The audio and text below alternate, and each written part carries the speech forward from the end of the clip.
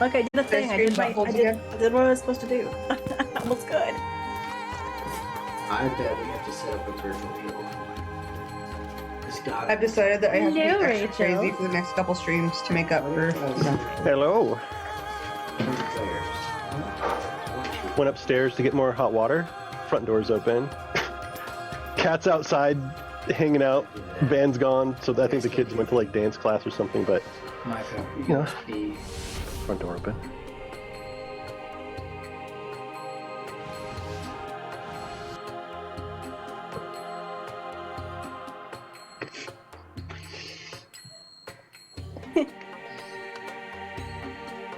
Found my thing to do it. You're fidgeting with your thing. Yep. It's not polite to do on stream. Yeah, and Josh didn't say anything. You were gonna say on camera, and I was like, I'm a little- not on camera.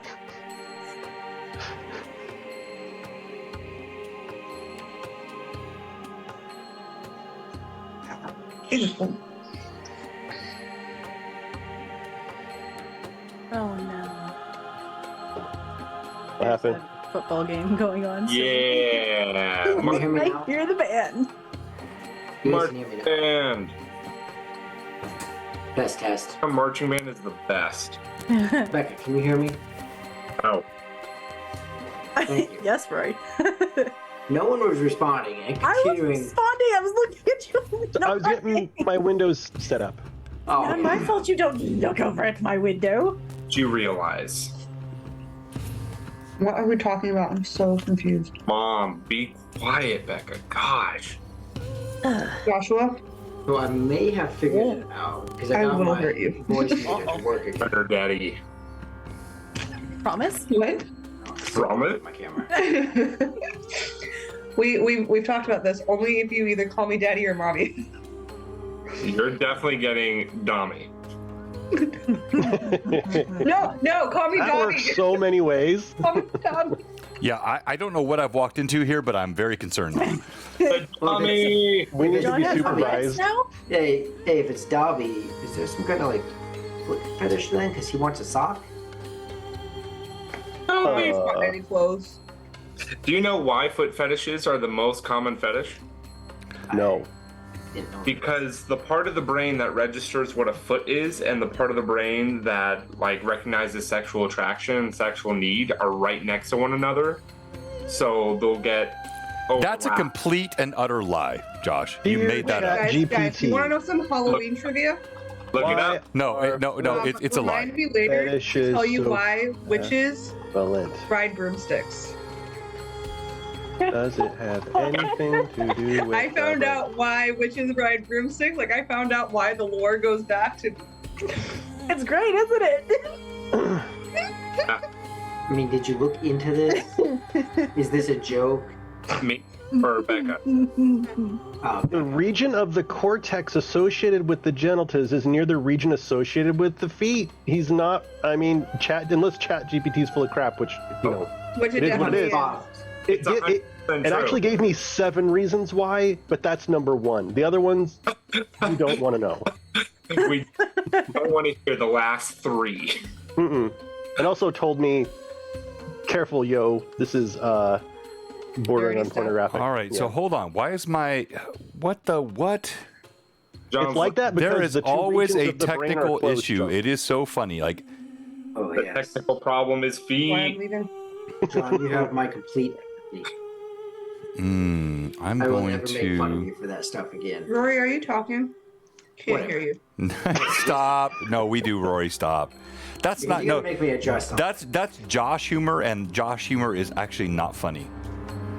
Well, we're gonna go heavy on the Josh humor because we gotta make up for not being your favorite anymore. Yeah. Also, left right here.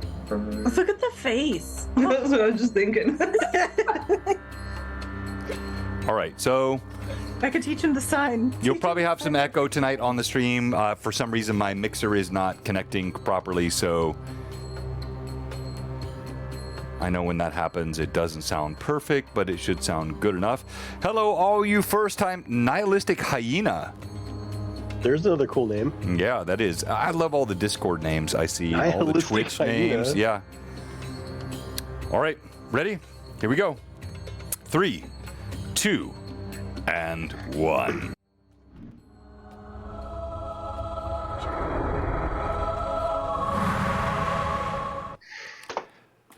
Hello and welcome to Blue Box Sea of Dark Sun Greyhawk Awakening Book 3, Episode 17, I think, if that's correct.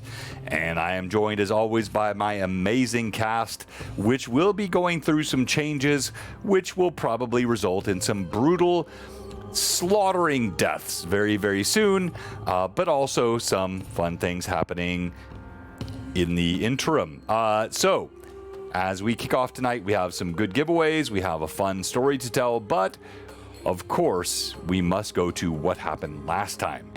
We have with us a Shakespearean author, one whose prose confounds the cerebral matter of any bourgeois listener.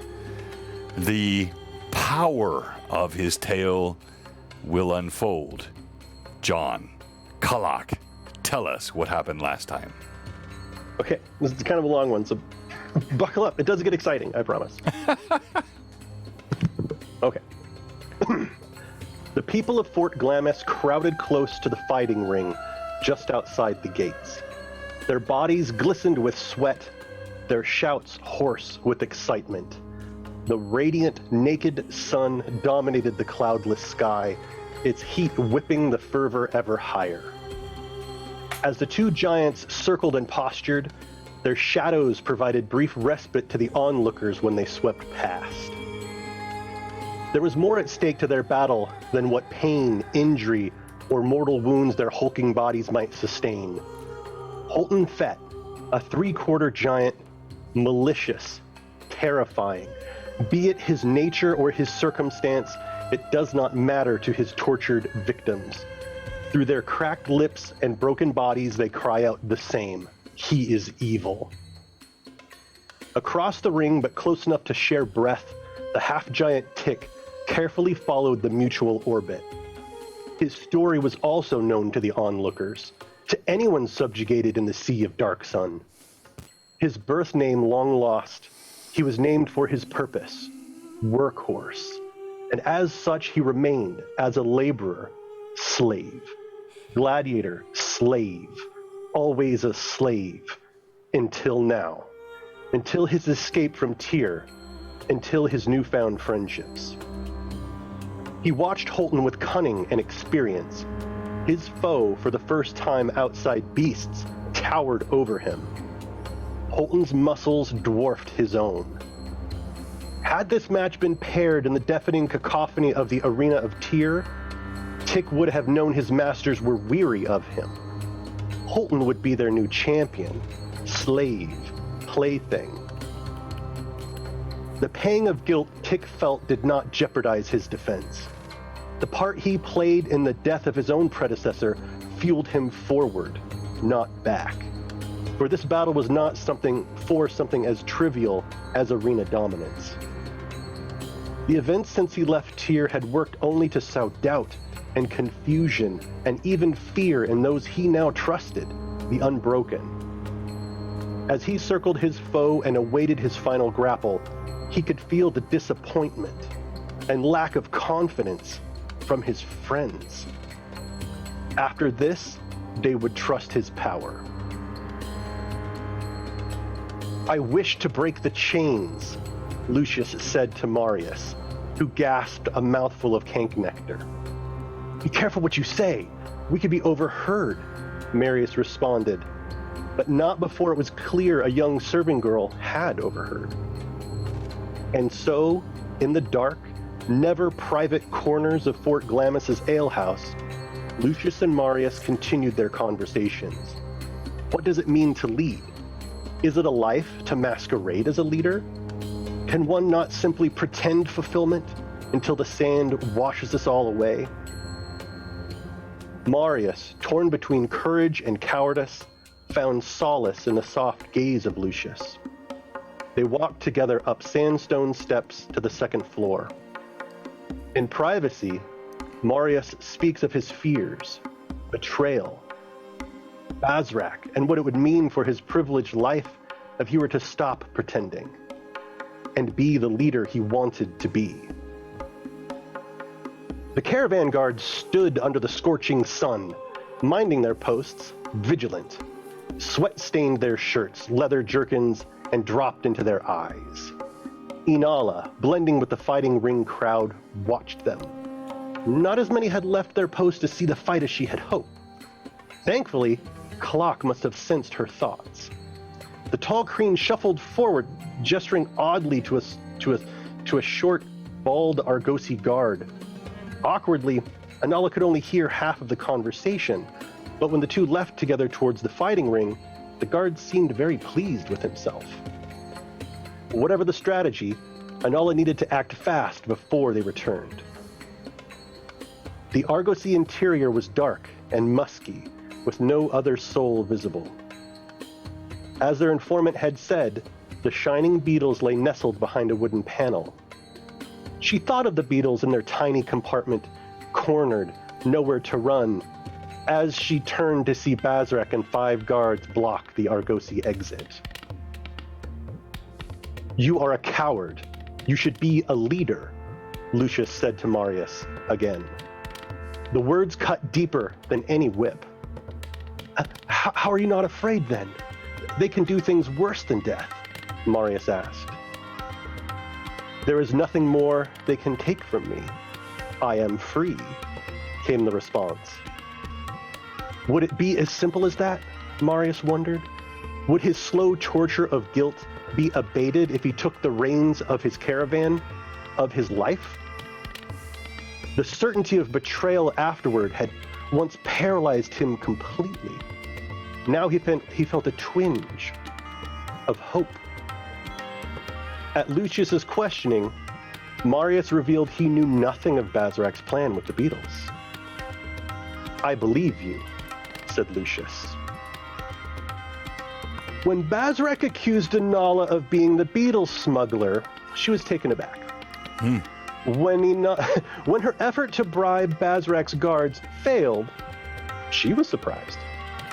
When Inala used her mind to instantly shift her physical position in the universe to outside the Argosi, dashing for cover within the gathered crowd, Bazrak was astonished. 1, 2, 3 times Tick had gripped Holton's arms, locked his legs, and slammed him into the rocky ground. Grit, pebbles, and dirt stuck to their sweat. Slowly, fear grew in Holton's chest. It was a strange sensation, dark and cold, yet his heart pumped faster. Was the giant runt toying with him? Or was he just lucky? While Tick maintained a wide wrestling posture, Holton went for the kill. From the clinch, Tick wrapped his arms around Holton's chest and began to rotate behind. Abandoning defense, Holton swung at Tick's head.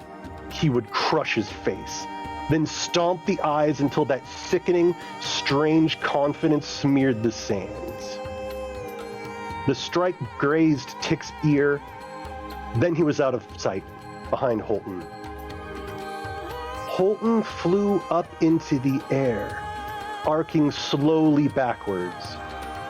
Those watching peered at the giant's form, made a black silhouette by the blinding sun his form hid. With the flash of revealed sun, Holton impacted the ground. The sky reeled. A ring of faceless onlookers leaned in, their forms spinning wildly as Holton's thoughts. Then there was only dread. No, there was something else. A longing. He needed something. Desperately, but it was foreign, unknowable to him. Mercy. Tick's fingers tasted sour and rough with calluses and dirt. They pressed, then drove through the bottom of his mouth. Tick yanked just as his fingers tore through the skin. Holton's jawbones broke and cracked loose from his skull. The cheering of the crowd was deafening. Holton's blood ran down Tick's bare forearm where he held the jaw aloft. This is mercy, Holton thought, and gagged on his swollen tongue. Yes! 1 gallon! Shrieked in his mind.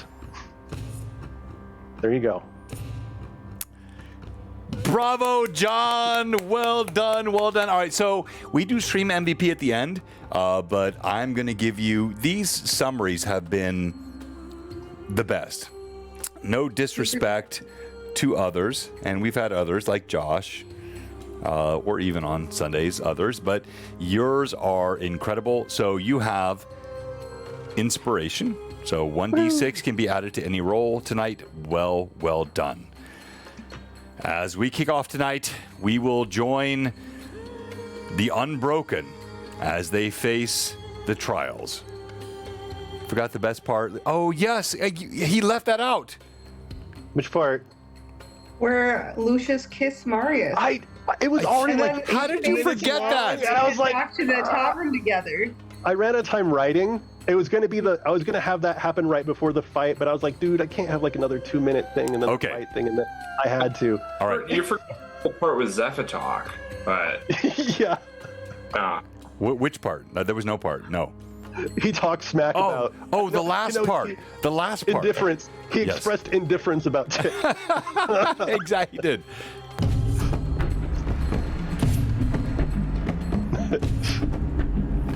Welcome to Greyhawk Awakening, Book 3, Sea of Dark Sun. Only one remains in the long term to see how this story turns out.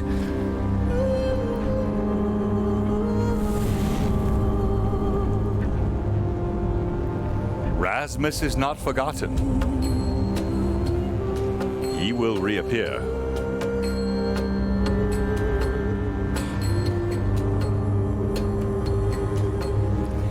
Josh tries to remember who Rasmus is. remember.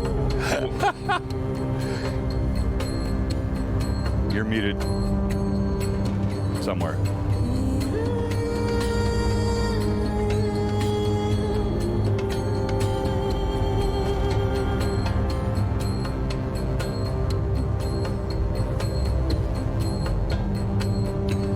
Lucius Skyslinger, Zephytalk, human of giant blood.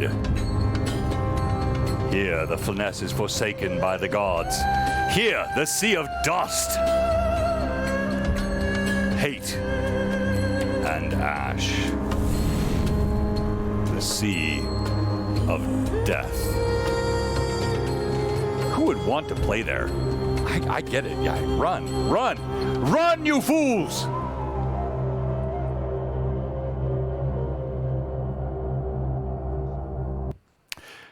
All right. Quickly. We won't do player introductions now. We'll do them after. We'll do them maybe on the break. Tick. You stand over Holton Fett. His jaw ripped from his body. His face a mask of pain. You hear scrabbling, movement all around. As Fort Glamis lies behind, you still see Nida dancing around as though perhaps at some moment you might need healing, but in fact did not. You hear the clicking of Kalak. You see Lucius and Anala inside the city now, and Anala running past, dancing through the sand, her feet enormously graceful. And you hold the jaw of Holton Fett.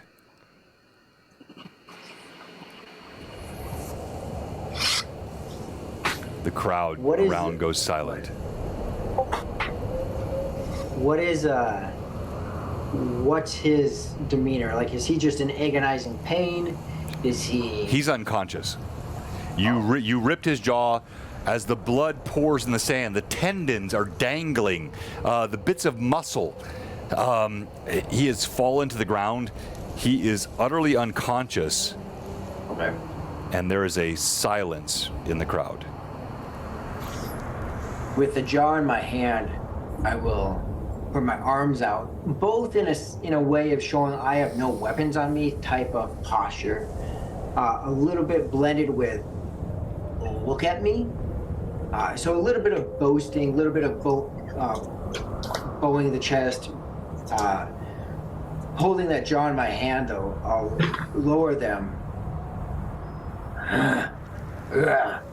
And I'll walk over to Holden and grabbing from the top of the jaw. So hand over the nostril and grabbing the top of the jaw. I'll drag his head towards the center of the ring. Right. There ain't nothing in this world. Nothing. That is evil that will continue to stand. And I'll pick him up by that top of his jaw and ram his lower jaw into his throat. Oh. And then toss his body to the side. Oh. Nothing that is evil will survive. So No one will be suppressed anymore. Kalak sends a like a small sound to get your attention, and like I huck your sword like to you.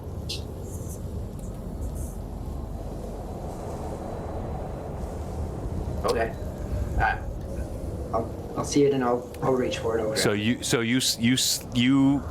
and you can do this. You willingly slay him. You drive his own jaw into his throat. Want to be clear? Yeah, I mean, there's two parts to it. No. I'm I'm not. You're good. Yeah. That's what. Yep. It's what he's gonna do, and there's two parts. One is I just ripped this guy's jaw off, so Right. his life in this world is already pretty much destroyed. So there is a mercy that comes with the killing, but from the beginning, Tick sees this guy as the epitome, the manifestation of all the oppression and evil that he's endured and others have endured.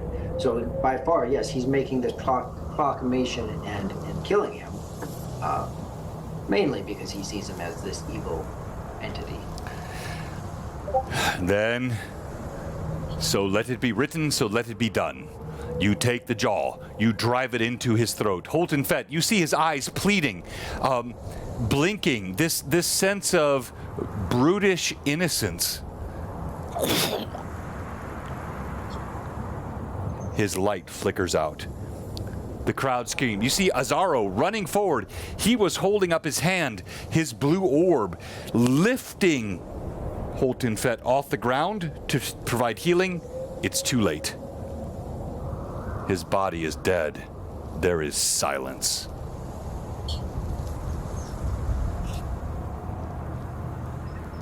And at this time, Clark, did you throw the sword to me? Yeah, like so in your moment of triumph, I was hoping to like huck the sword to have it be like a punctuation mark, you know. Gotcha. So after I slay him, I'll look at you. I'll catch the sword as you throw it to me, and I'll just put it away. Like put it back, stow it, and just. Is there anything else to be completed now? Or may I go back to my work? And I'll be looking and scanning as I'm like making these statements. I'm scanning because, as you had mentioned, I'm noticing some of my comrades run around. So I'm purposely, the threat is never gone for Tick. So I'm looking where is the potential threat coming in, especially surrounded by people that I have no idea who they are.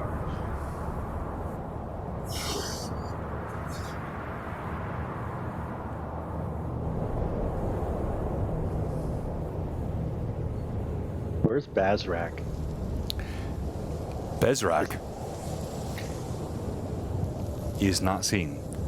He obviously confronted Anala, but chased her to the edge of the ring when Anala fled into the city, or before Glamis, far quicker than Bezrak. he moved back to the caravans.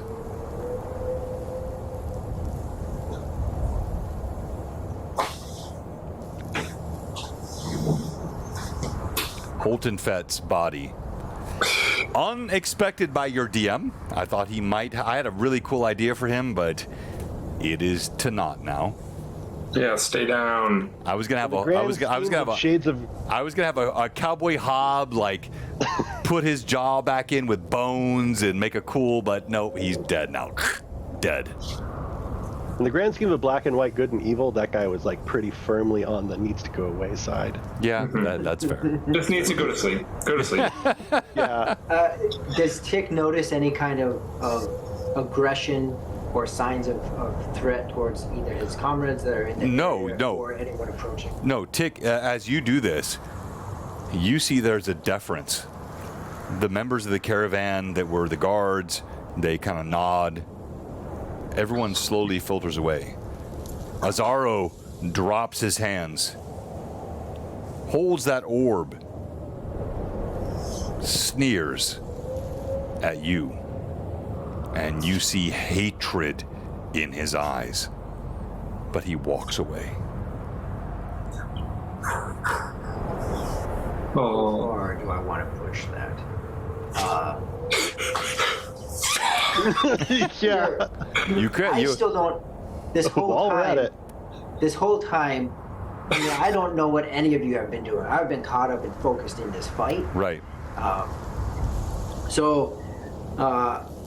Tick has his motives for doing this, but he'll reach down again and grab Holden by the upper jaw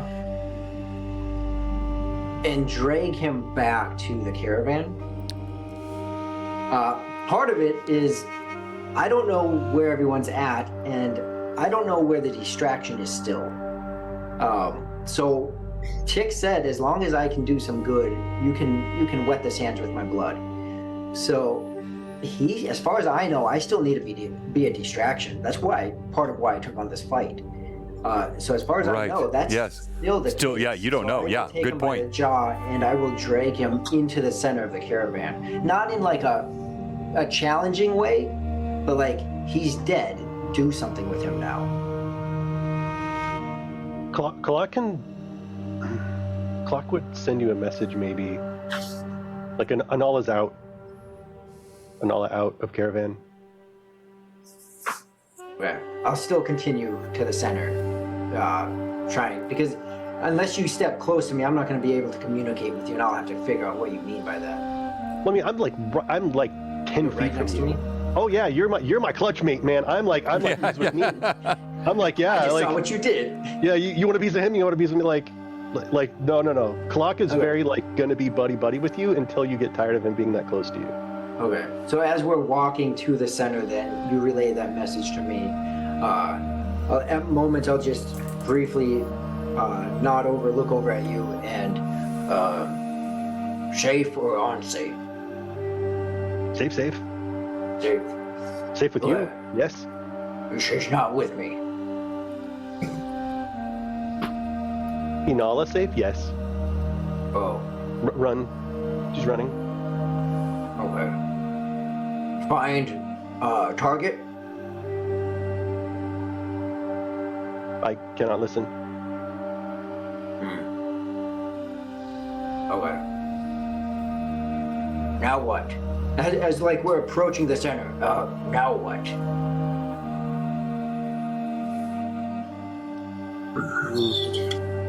Await, good talk, Haas. Okay. And Zepatok, did you follow us, or did you stay behind as the disappointed? No, he wasn't disappointed. He and Nadidi were at the edge of the fighting circle. Yeah. And Zepatok was after the end of the fight, and especially when you kill him, Zepatok just doing his best to hide his emotion. Just a slight tick at the top left, at the top of his left mouth. His left mouth? Yes. Josh, are you okay tonight? John, do you not know D&D? Giants have two mouths. Raiders. Ooh, thank you, Trolload Games. Let's go, TLG. Thank you. The top left of his mouth quirks up in a smile, and he just quickly hides that again and just watches as you leave. And as you leave, he uses that to rotate himself to put his elbows on the back of this like fencing. And he looks at Nadidia and makes sure, because she's still like covered in his flood of a cloak, and he's just making sure that her casting's complete and like done before they follow. Okay. So I am playing Nadidia, and so she. Nida, please just say Nida. We have raiders coming in. They don't know who you're talking Oh, fine. So Nadia was finishing up the casting, and she puts her hands over top of her chest like that of a bird as it comes in and up, and that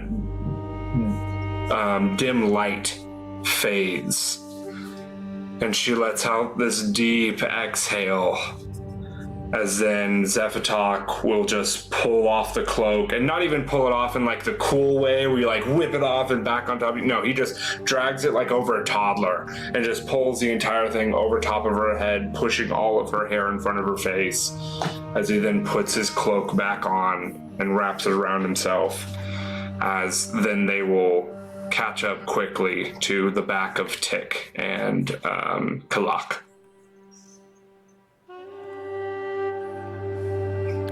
All right, let's switch to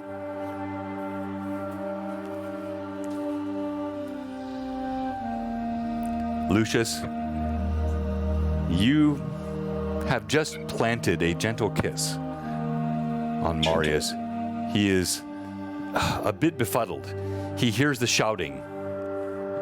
I will say you don't have to roll. You see Inala running behind, gracefully, gently, her long legs striding across the ground. Marius turns. What is happening here? Well, I've just invited you back to my room.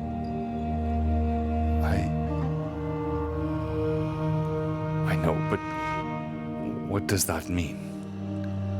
He looks uncertain.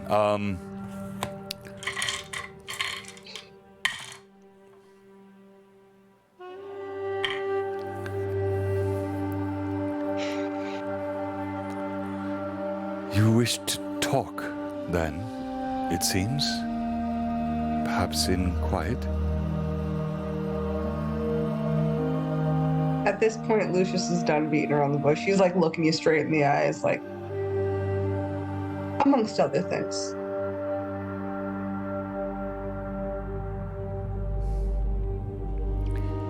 Inala, as you run into Fort Glamis, the sand churning up beneath your feet, you see Marius standing toe-to-toe with Lucius, and there appears to be a very, very serious conversation happening, and Marius is adjusting his robe. Oh, by the way, I'm not going through a midlife crisis. This chain on my neck is from Canadian Ancient Gamer.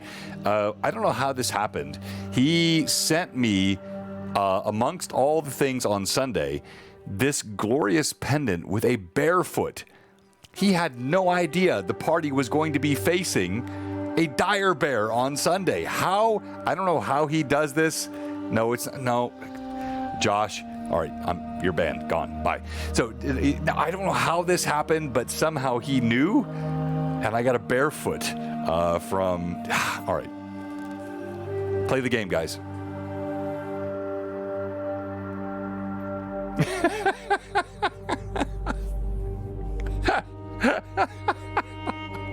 Okay. All right.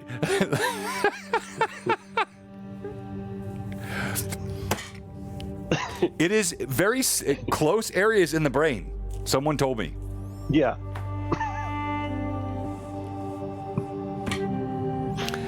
It's a barefoot that is acknowledging the dire bear on my Sunday stream. Yeah, sure. So It's okay. whatever, No judgment, man. yeah, no judgment, dude. We're not. This is a It's safe place. It's 2020, whatever, man. Yeah, if you're blue boxing, that's okay. Whatever floats your boat, John. Whatever boats your float, buddy. Ooh. However, we will be telling Jenny. This is Whatever America. take your No, Jenny would know. Jenny was here. Stop. Hey. What? Okay, so whatever Tick is doing, Nadidia and Nida and Nadia and Zephatok are all following behind Kalak and Tick. Whatever Tick is doing.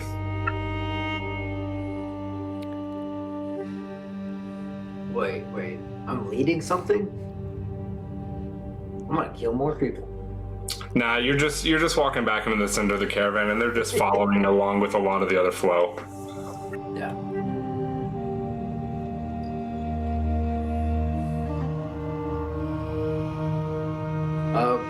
What's the reaction of people as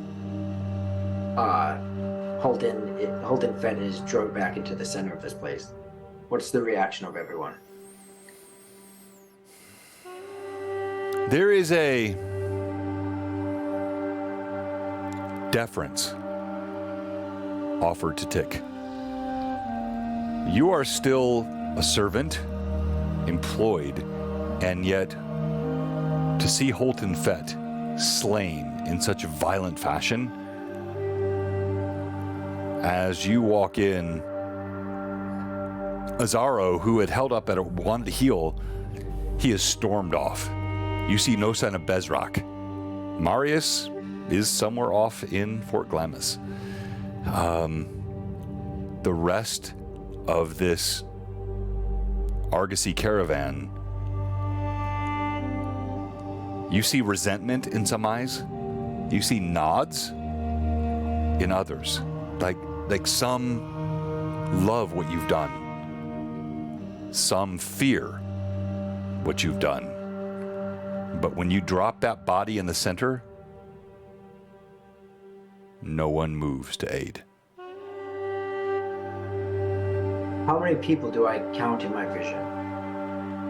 So I said before, there are at least 24, almost, so call it 30, milling about, Kank riders, Crodlu riders.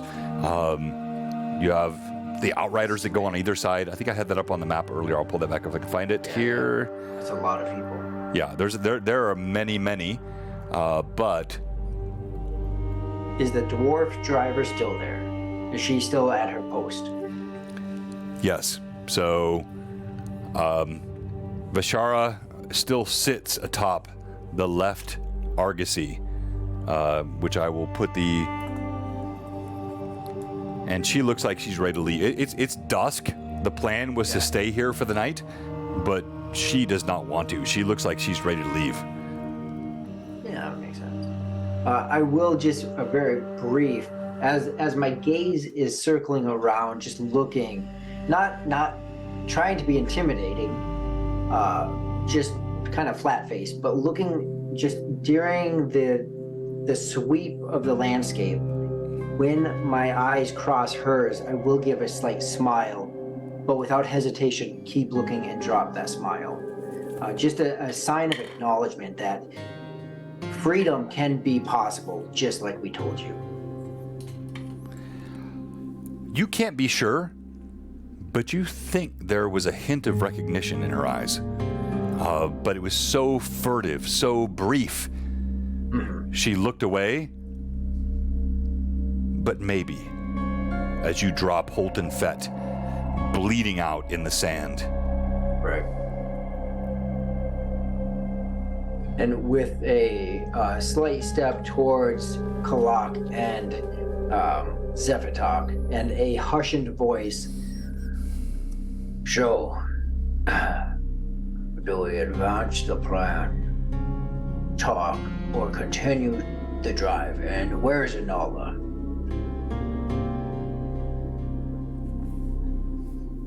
I can go find. I will find Inala. And you're just broadcasting to us, right? Yeah. Okay. Yes. And unless anybody says otherwise, Kalak's going to skitter off into Fort Glamis. Okay. I mean, and Kalak, you saw her, so it would be easy for you. Yeah, I'd follow her scent. Yeah, you could scent the pheromones. You know exactly. So you would chase her down pretty quickly. We'll come back to you. What are you doing, Zephatok? And more importantly, what is Nida doing? And what is Nida saying in her unique voice? Zephatok is looking through Nida's spells. Zephatok... Honestly, he's just following Tick. He's watching what Tick does, and then whatever his last job was in this break, he would just go right back to that.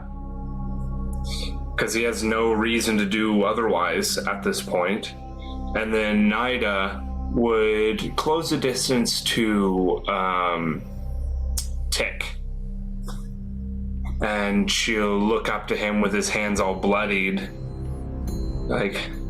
Actually, ooh, no, that's really good. Zephatok walking by Tick will hand Tick his cloak to wipe off the blood from his hands. Ooh. There you go. Then he'll take the cloak back as it is, covered in blood, and put it back over top of himself. You fought really well. Yeah. Thank you. And you fought for the right reasons. And he'll just put like a fist to his chest. And he'll lean in real close. It is good to see you spilling blood that deserves to be in the sands. I'll tap your chest back with my hand. Oh, yeah. I forgot we talked about killing people. I'm glad I did it right. You did it perfectly. Yes, no more oppression to these people. On jaw, as the young sandwalkers say. And I'll lean in, putting head by head, and with a hard slap to the back, like an autumn, nothing that would hurt, but But as you do this, you feel the lump of scrit pupating against his chest. As you try not to crack that pupation, you slap on the back, but you can feel it right there on his chest. Oh. Yes. Yeah, I give him that audible slap on the back, and with a slight whisper in the ear, I fear there are too many here for us to just bring them all now, but I am not sure what to do next. And then I'll pull away. And Zephatok will back and be like, we have work to do. That's all we can do moving forward. You walked with the sands, you fought with the sands, and as such, we move with the sands. Sounds good, big brother. And I'll just look around, kind of just meld back in and wait to see what happens. Because Lucius isn't here, now Kalak's gone, and Nala's still gone, so I'm just kind of melding back into my old character. As Zephatok leaves, Nida will actually stop you and step in your path and just kind of, hey, stop. What? Turn around. Let me see you. Let me see you. Alright, what? I turn around. And she's looking you up and down for any injuries. Does it hurt anywhere?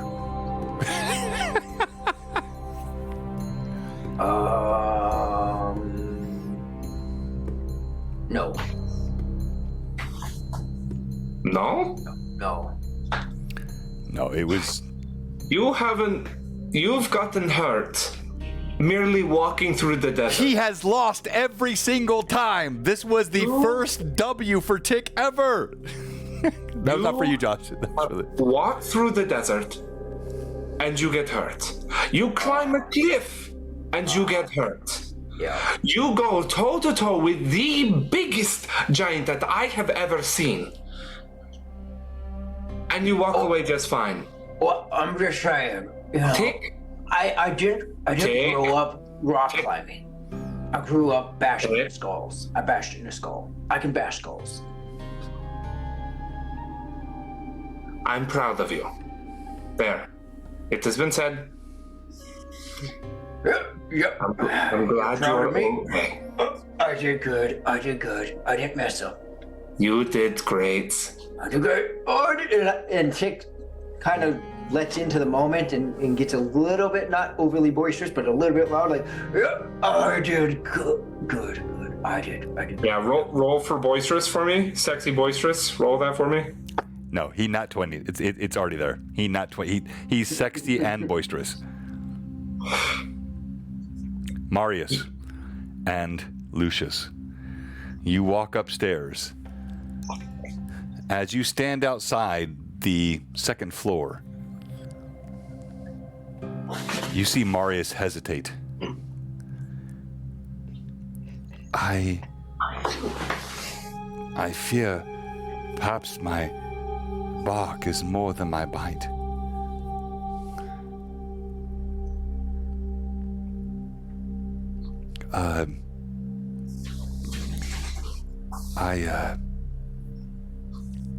Well, perhaps with some accompaniment,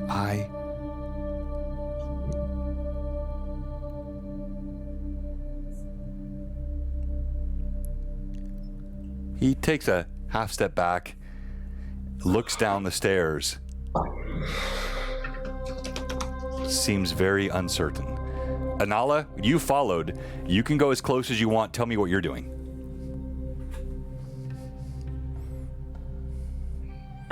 Anala is ignoring everyone else and running to the house that her and Nida were at before. Right, where the healing happened. And she's just going to push open the door and then shut it behind her and lean against it. And go like this.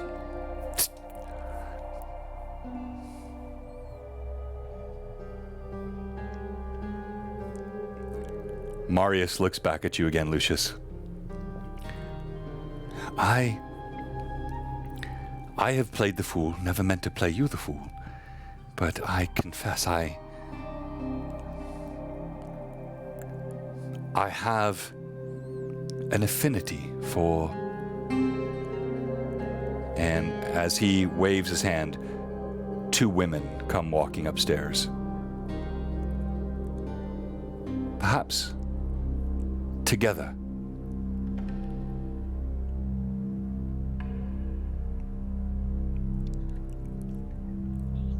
With this, Lucius is putting on his sexiest of sexy, like suave, oozing sex appeal, right? It's the abs. They're glistening, they're glowing, they're singing. His abs, not him. He just... After you. And allows Marius and the woman to walk into the room, and he'll follow after them. All right, so this is where we will fade to black. The snort was perfect. So Marius grabs two hands, two ladies. You, the four of you, walk into the room. The door closes, and in Dark Sun, there is revelry like no other. And we will not say more than that. No. But no. Fortitude saves. No. We don't do that here. No, not a blue box. No, we don't do that. But yes, and so let's call it. I should say this for Lucius. And 9 months later, there was a baby. Lucius. No. Lucius, you have your backstory. There has been so much pain associated with this kind of moment. It is not that. You feel a freedom, an engagement, a gentleness, a warmth, a realness that is very different than the recollections of your youth. It is not a painful memory. And we will stop with that. Stop. No, the warmth is not spread. Can we fast forward to the next morning? Okay, sure. Well, yeah. So let's do that because the caravan's gonna rest. Tick, Kalak, you followed Inala, correct? Mm-hmm. Yeah, and so you trace her pheromones right back to that front door. You sniff. You can feel a quivering. She's hiding behind the door. Would be imperceptible to anyone but you. I'll just send her a message. Bazrak gone. Safe to run into dunes. Come. Soon. Safe now. Yes. She's not coming with you. That was just soon. She's Yes, not going okay. to come to the door. Okay, and he will. Kalak, this is a little bit retrospective. Roll a d20, add your perception. Sure.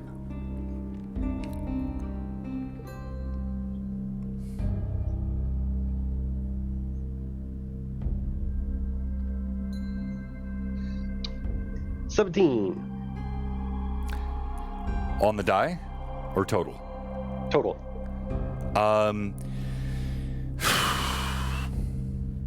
Yes, with your compound eyes, as you ran through one of the refracted lenses on the back of an eye, you saw Bezrak running, and he was entering back into the very argosy that Inala had.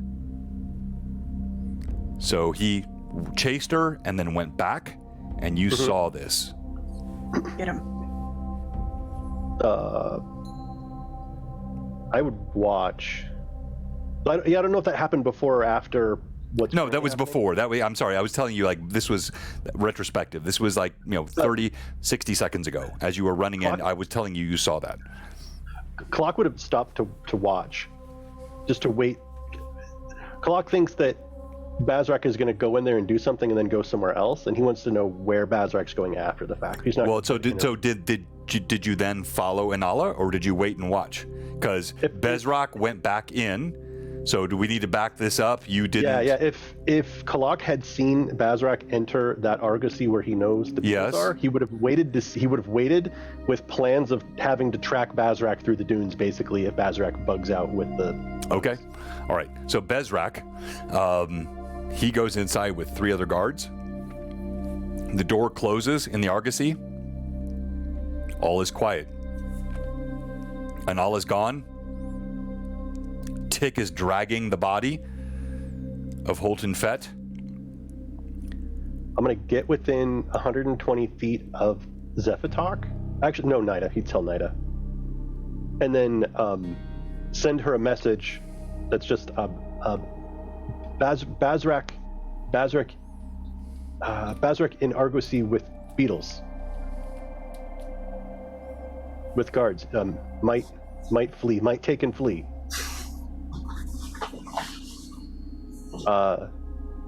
Want me get Inala?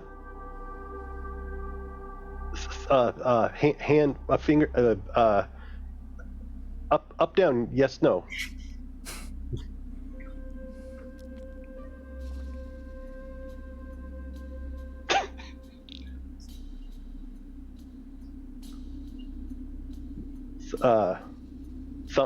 Thumb, yes, no.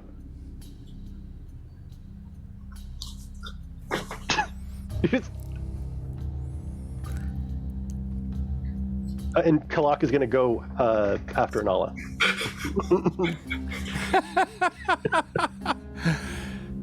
And what's Nida doing, Josh? And what's she saying? And what does she look like? Nida. Okay, Nida. What time of day is it? It's sort of latter part of the afternoon. It's going to be night soon. Is this when people are bringing out like their 3 prongs, 4 prongs, 5 prongs, 5 rungs, I guess? You said it's the latter part of the evening. So I'm going to teach you something, Josh. There's this interesting difference between the letter T and the letter D, but this is part of the ongoing vocabulary lessons I'm giving you every single week.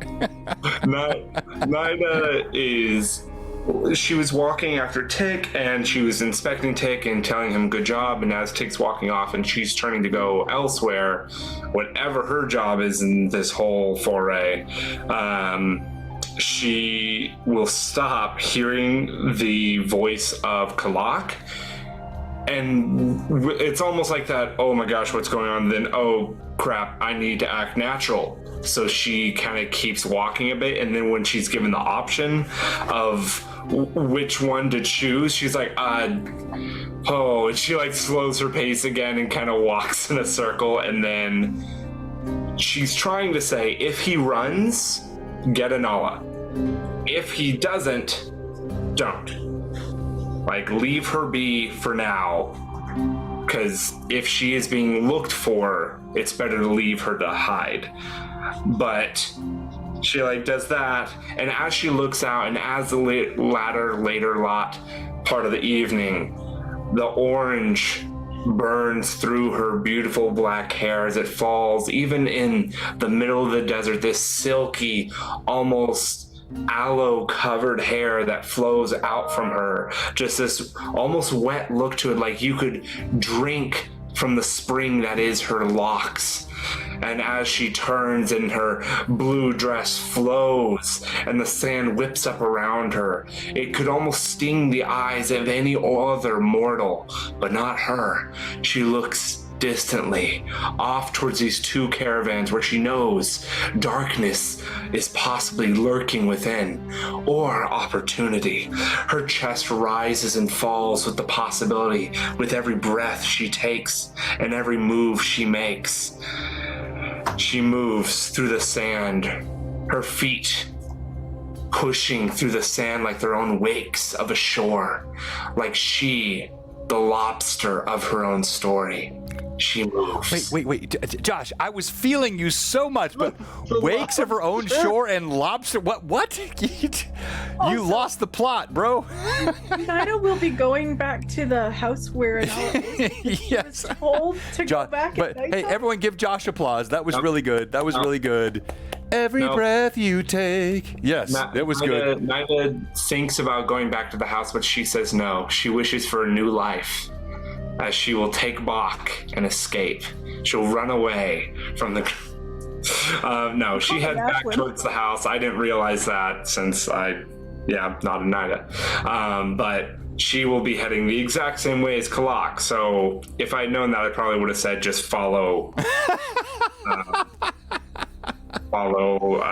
what's his butt? Bezrak. So. All right.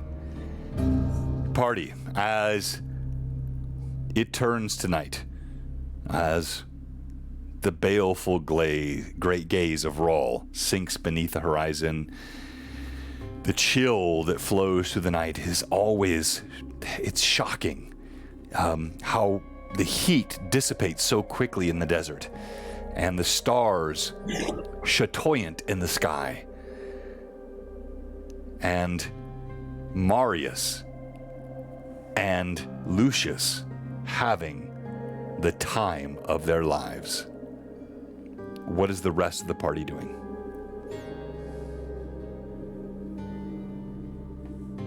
So I'm hiding in a house. Clock found Anala, and Anala was like, go away. Yes. Pretty much. Clock would have gone back to watch that Argosy and keep track of Bezrak. Okay, so let's roll here. Let's roll initiative, John. That'll be fun. So I'm gonna roll a d6 on the die. I have a 4. Tell me what your roll is. I will. 2. You get back to the Argosy. You see no sign of Bezrak.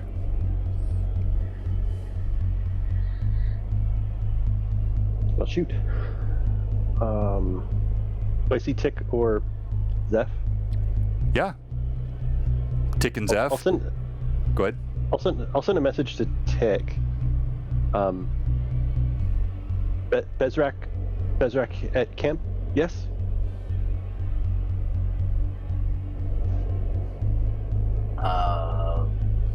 Have I seen him come back?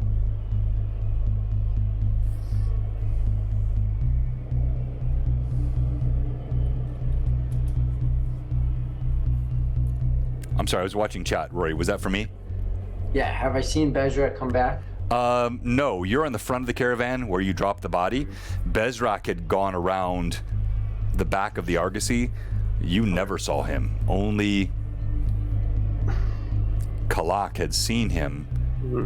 You have no idea what happened. Kalak, had he stayed and watched, might have seen something, but he followed Anala, which was not a bad choice. But whatever happened is now done. Is Nida? Do I see Nida? I mean, you tell me. Where's Nida? Josh, where's Nida? Does Kalak see Nida at the caravan? She was up there talking. Like she was, that whole sequence. She was there after literally telling you, because Josh failed, telling you to go to get Anala. She literally started walking that way as well. Kalak is the only one that saw Bezrak moving toward the Argosy, and Kalak went to check on Anala. By the time he came back, there was no sign. So Kalak's gonna go to Nida like, you see which way Bezrak go? You watch Bezrak while I get Nida, yes? Which way Bezrak? No, I was headed back here. Oh, I cannot listen. And Kalak's gonna like, I mean, because he's not like a part of the caravan guard, right? He can't just like walk up to start sniffing around. He's gonna he's gonna watch it for a little while until he gets a sense of like, okay, Bezrak's not still inside. Lucius, I guess that's all he can really do. at this moment, your mind is further blown. Carry on.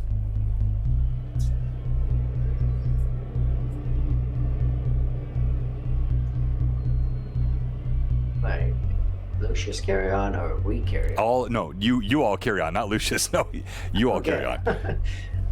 So Kalak, am I able to see you, or are you transmitting from as far away as you can? I'm pretty far away, but you see me kind of skirting the edges of the caravan, looking at that one Argosy. And Kalak, he looks concerned in his way. Yeah. He's been a little more skittish than he normally is. He's like looking at the sand and looks worried. Okay. I will not in an overly defensive way, but I will pull my sword out, have it kind of at the ready, but again, not in a way like I'm looking for someone to hit. But just having it by my side. It's dark every night. I'm on guard every night, looking for danger. This has just been what's been the cadence. So kind of using that same familiar rhythmic kind of approach, I'll further approach or find Kalak and approach him. I saw Bezrak in Argosy with guards. Then I went caught Inala, came back. Bezrak may be gone. You look Argosy? I can look and making sure that I am, being mindful of my volume. I can look for him. That's the one with the orb, right? The magical one.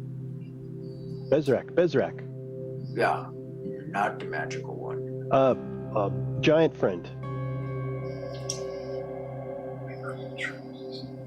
I am Bezrak. So Bezrak was the cruel sort of lieutenant of Marius, the sneering, yes, exact, whipping. Yeah. Human, not Azaro, the one with the magic. Right. Yes, I will go look for him. Ash and Catchy Cantrips rating again. What? You guys are awesome. Thank you so much. Looking forward to having you with us here in a week or two. I mean, thank you. Everyone follow Catchy Cantrips. What a great group they are. Thank you so much. Just every single time we're streaming, they rate us. Thank you.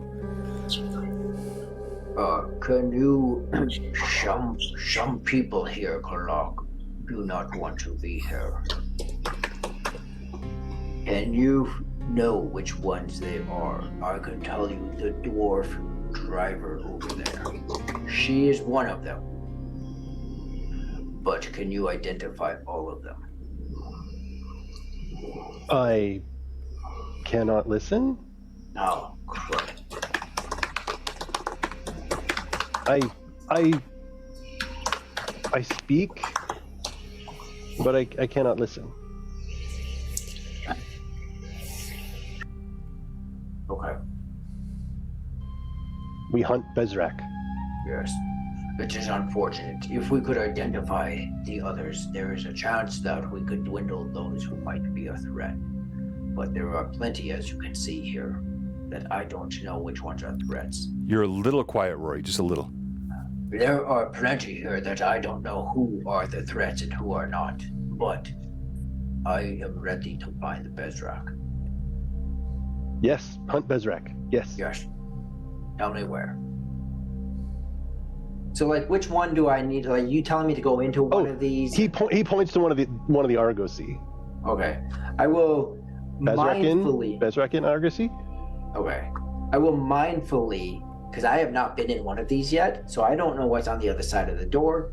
As well as, just generally speaking, again, I don't know everyone that is working still against us as far as, like, who's so loyal to like Holden Fed or whoever.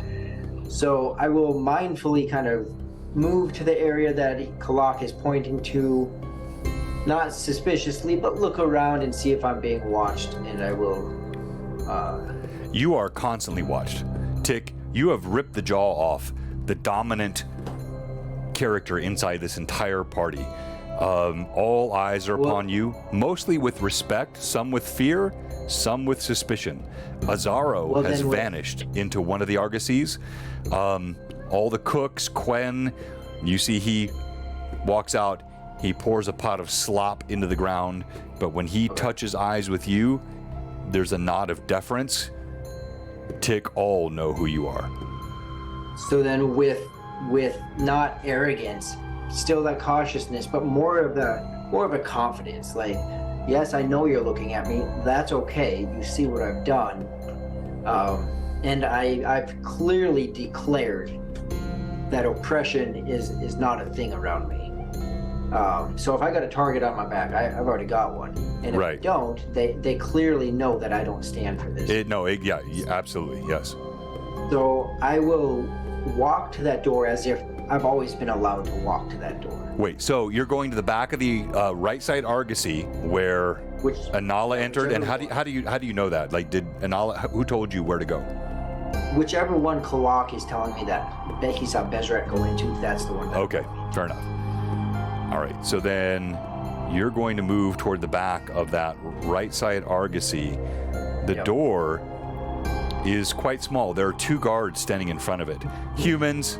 Of middling size, not that intimidating, but as you get close, they quake a bit.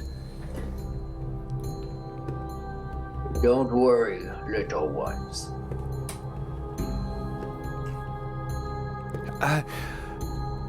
No one is allowed in here.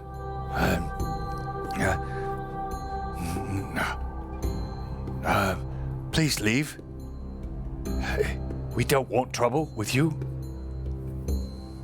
I will slightly lower my stance, almost like a crouching wrestler stance, right? But not trying to be aggressive, just trying to lower myself to their height to some degree, but always ready to pounce at the same time.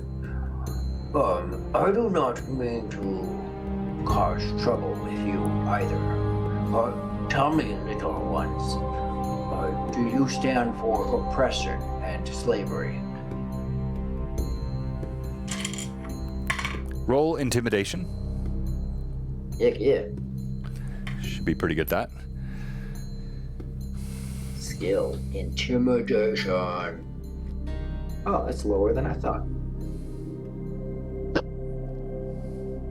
8. Total?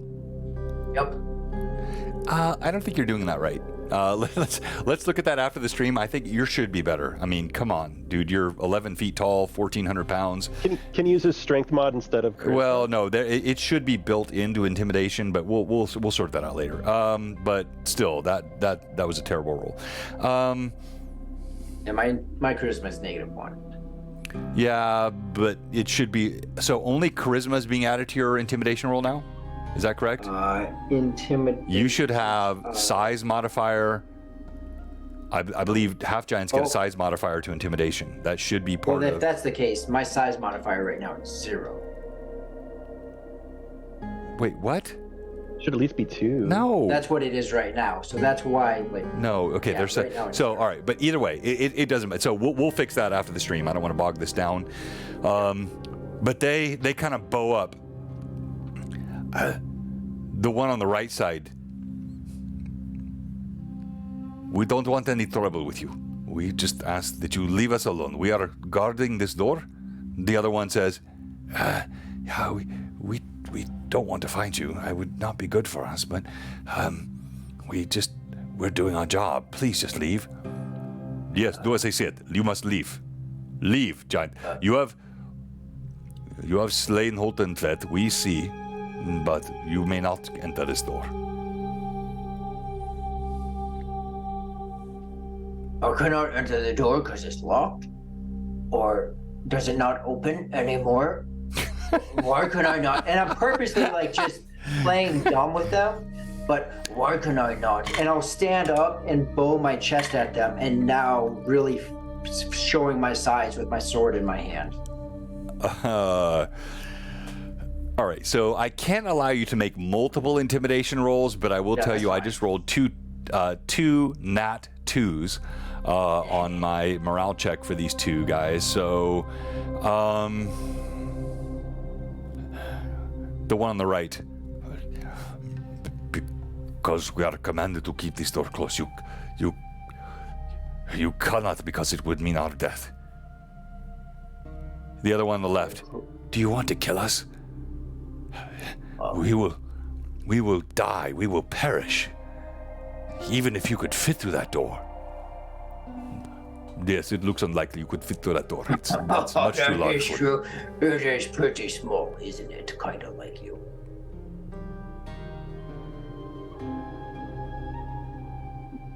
What do you do, Tick? I would rather not you die. I would rather you live. Yes, I would rather you live, not die. Not die. There is a whole city back there that you could just be free and not have to die. Don't die. Please don't die. I'm bad at speaking. Just don't die. Leave. I'm bad at I speaking. don't talk well. Leave. Just leave. Roll intimidation again, please.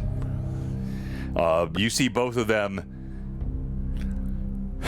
They tremble as they hold their stone and bone blades.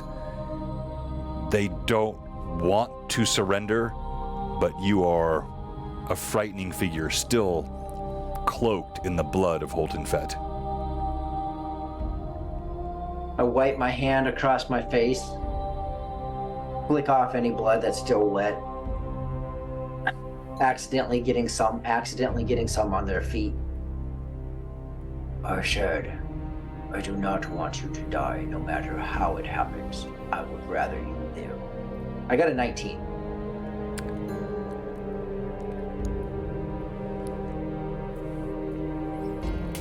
You see them look at one another. They give a silent nod, and they both step away, leaving the door unprotected. I don't think I spoke well. I would like you to not die. And I pointed back at the city. The Fort Glamis? Yeah, the fort. It's a town at best. It's not a city, yes.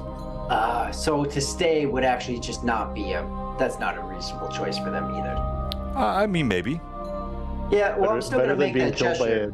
right? Because if they stay, they've already said if they stay, they're gonna die if I go in this door.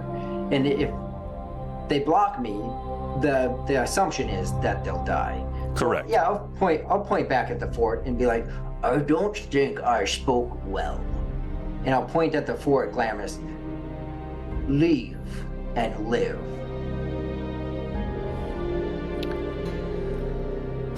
They look at one another, and with a tremble in the cheek, a quiver in the eye, they walk away. I'll peek my head around the corner. Kalak, These two Kalak, guards. These two guards. Thank you, by the way, all those who have noticed the cool minis. These are all printed and painted by the incredible Patrick Fraley. Every single thing on the table, with the exception of these Argosy wagons, which were somewhat done by me and mostly done by my wife. All right, they walk away.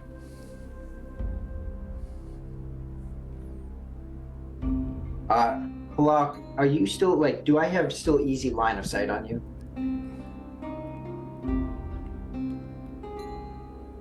Kalak.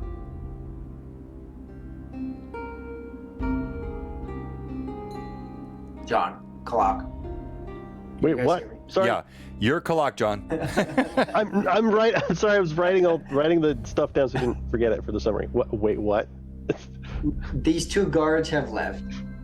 Does Tick still have line of sight on you? Or if Oh, yeah, I yeah. peer around, okay. Yeah. Clock's like and with- pacing. Okay. So then I'll just gesture, kind of a low gesture, but clearly gesturing to you, like, to come. Clock will approach, but he is going to try to be, I mean, as much as he can to be discreet about it. In broad daylight, approaching this caravan as a Thri-Kreen. Okay. You see two men walking into Fort Glamis, both trembling, and the shadow of Tick cast long behind the right side Argosy that Anala had initially entered. Clock will approach. Yes? Looks like I might be a little bit big. And oftentimes probably better for me to not be alone. Shall we go together? Go inside together? Yes, yes. How big is the doorway, John? It's about a 5-foot door. It's very short. Yeah, Clock can't fit. What? We are both big. Clock's like 7 feet tall, 12 feet long. You Yeah, can't. but like you're like a centipede, like then you could like walk No, on your hands. So Thri-Kreen can't like bend, like their torso goes up at an angle. They can't actually flatten out. Like the hinge there doesn't work like that. Right. They can go down about 30 degrees, but they can't go flat. So he Got could lower and then back up and then slide in, but then he can't turn because he's like 11 feet long. Like he. Yeah. Precisely. So he's like, I'm big. We are large. Right. I do not know what to. I guess we stand guard. I don't know what to do now. What Gatakaz say? Who? Nadia? Yes. I Josh. didn't ask. Clutch leader. Did Do we not see her? ask. Is she around still? She would be wherever Manda says she is, where she's supposed to be. Where is she supposed to be, Manda? She's probably looking for Manda. House. She's probably looking for Anala right now, right? If it's getting dark, she's probably going back to the house. So Yeah, she's probably in the town. So Kalak looks around and doesn't see Inala, and then probably sees Zeph. If Zeph is doing work. So Kalak will send a message to Zeph. And all you hear is Tick Kalak large. Zephatok, who's 9 feet tall, will turn around looking for wherever he is and just put his hands up to his head and like.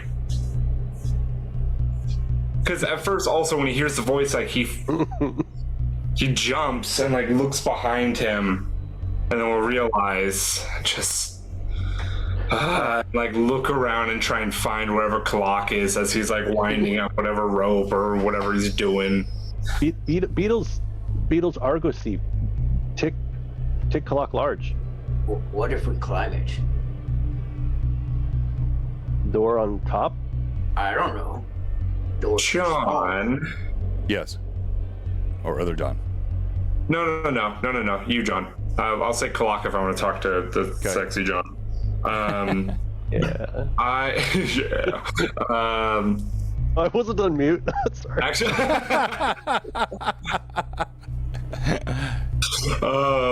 we want that clipped. Someone clip that, please. I'd like to go over to wherever they are. If that's what if Kalak goes, hey, nope, don't come over, then he won't. But otherwise, I'd like to go over and actually put my head in the door and see if I can hear the beetles. If I can hear and understand them. Well played. Go ahead and make I hate this overused stat, but go ahead and make a perception check, please. So you walk over to the right side Argosy, where you heard Anala reference, and as you cast an ear, Zephatok. Perception, okay, here we go.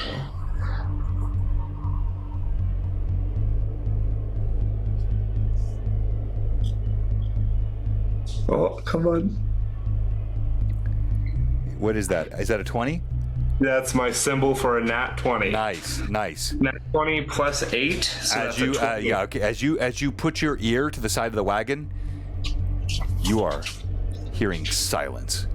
You are confident if there were any beetles there, you would hear them.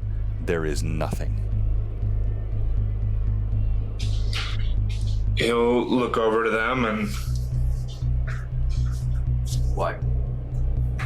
Beetle's gone.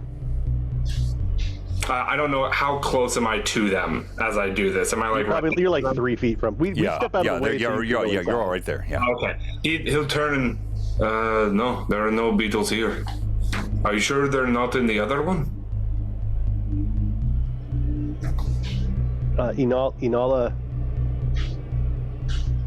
Inala, look here. Say beetles. Other Argosy, I cannot listen. I will go check at the other one.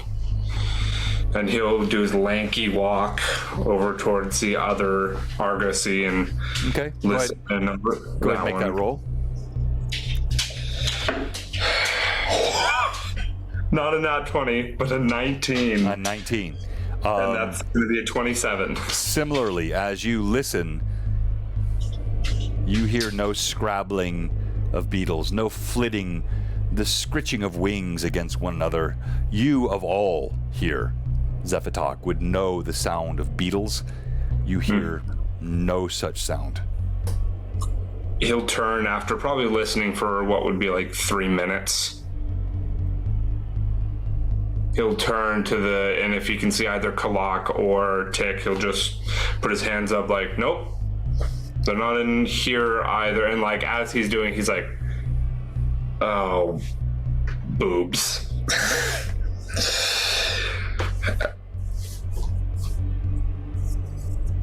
As he's just kind of going to stand there looking around and then look back at them and just be like,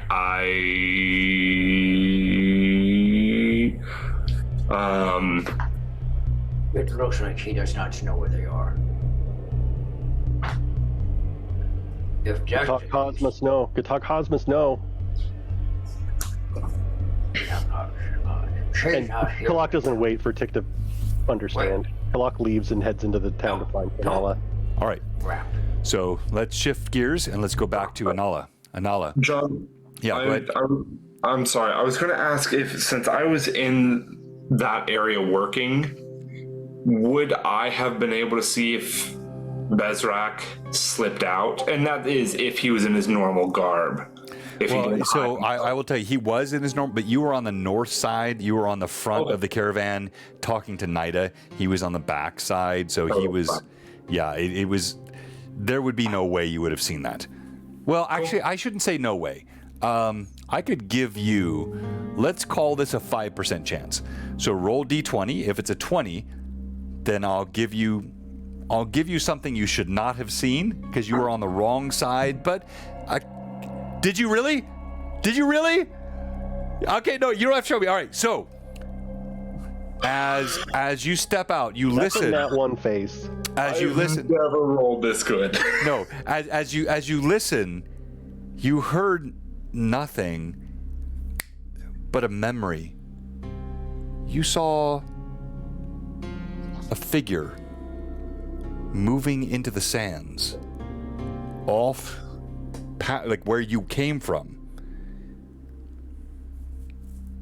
It was almost nondescript, irrelevant to you, but now it comes to mind. That was Bezrak. You saw him. And this is a perfect moment as Zephytok's standing there, like, no, they're not in here either. And he's just standing there. And it's a Scooby-Doo moment of just like, oh, but as he'll just run over to where they are and just slow down and Wait, what is the Scooby-Doo moment appropriate term? Doinks! Isn't it doinks? I think it's doinks. Something like that. It's where you Boinks? run in place, Is it but boinks? and your legs Yeah. go really fast. Doinks, doinks. like he just like Zoinks. Zoinks! Zoinks! It's zoinks! That's it, yes. Zoinks and jinkies, guys. He's gonna run over to them, and like at first it's a jog, and then it gets faster and faster as he's going across the camp. All right, so now this is now a few minutes since they went there, so Yeah. you are off by yourself into the sands. Yeah, because this memory came back to you in that moment. He's like, okay, didn't go anywhere. where's Nida? Where's Nida? Where does Nida sleep? And he'll be like, okay, the house. Where's the house? And is Sorry, the house Rachel. in the fort, or is the house Wait, here? wait, house? Where Nida? Where Nida? No, they're inside Fort Glamis. He went the opposite direction. He went into the sands away from Fort Glamis. Your choice. Okay. Come back to me in like 2 seconds. I'm gonna look at my spells. All right, as we come back to you in 2 seconds, we're going to go to break. Before we go to break, Becca. Yeah, I know. Becca looks so much better tonight. Not blurry, not pixelated. The camera.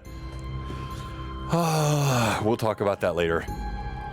Becca, as we go to break, I would like you to give me somehow the most blue box appropriate Lucius experience of this evening. I've already given you a few examples of it. Oh, wait, yeah, show us the tattoo, by the way. New tattoo? Show everyone the tattoo, yes? As of today, Flex. no, there's no So muscle. pretty. So pretty. It is roses and butterflies because they have a significant meaning, and then filler flowers. So Nice. I've never. What is a filler flower? It's what ties them all together. You know? All right. Becca, yes, give us the blue box, yes, Rachel, appropriate narrative of that evening with Marius and 2 others. there's no blue box of hair.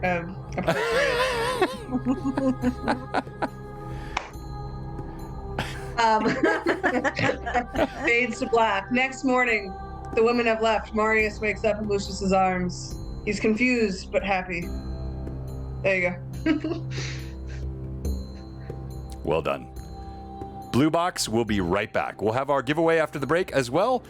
Our one and only break happening now in 3, 2, and 1.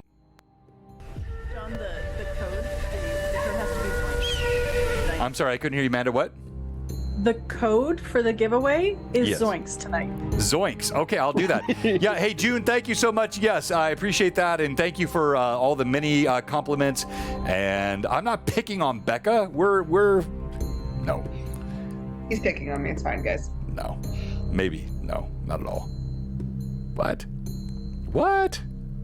Oh, Amanda hit her elbow. Okay, honey. Are you okay, Amanda? Funny bone? Yeah. Look at that face. Oh, I'm sorry. She looks like an angry toddler. All right, no worries, guys. Death You need beyond the to get break. some happy juice. Get some happy juice. Oh, the poor baby. No, no, baby. Get some happy sauce. Get some little muffins. Nom nom nom nom nom. Oh man. Ooh. Josh, you're by the other door, right? Well, not for long. Okay, because I'm still by the other one, and Clock took off. Josh is going to the back door. Oh, I always do. Whoa. But I'm looking at you, John Fuller. Never mind. I can't say. I was going to say something about the long hair, but we're just going to. But yes, just to paint that picture, because he took off and Yeah, Tick paint the stayed. picture. Well, I thought, yeah, paint that Not picture, that picture, please. not that picture. No, No, because I thought John said that you both took off towards. I know I did. That's why I'm saying this. Okay. Clock sent that message to me that what did Nida say, right?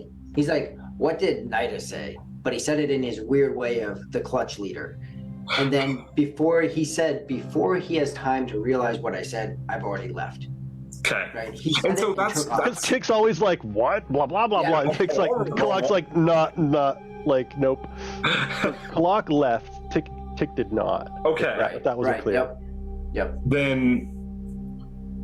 Yeah, because I know that Kalak can follow him.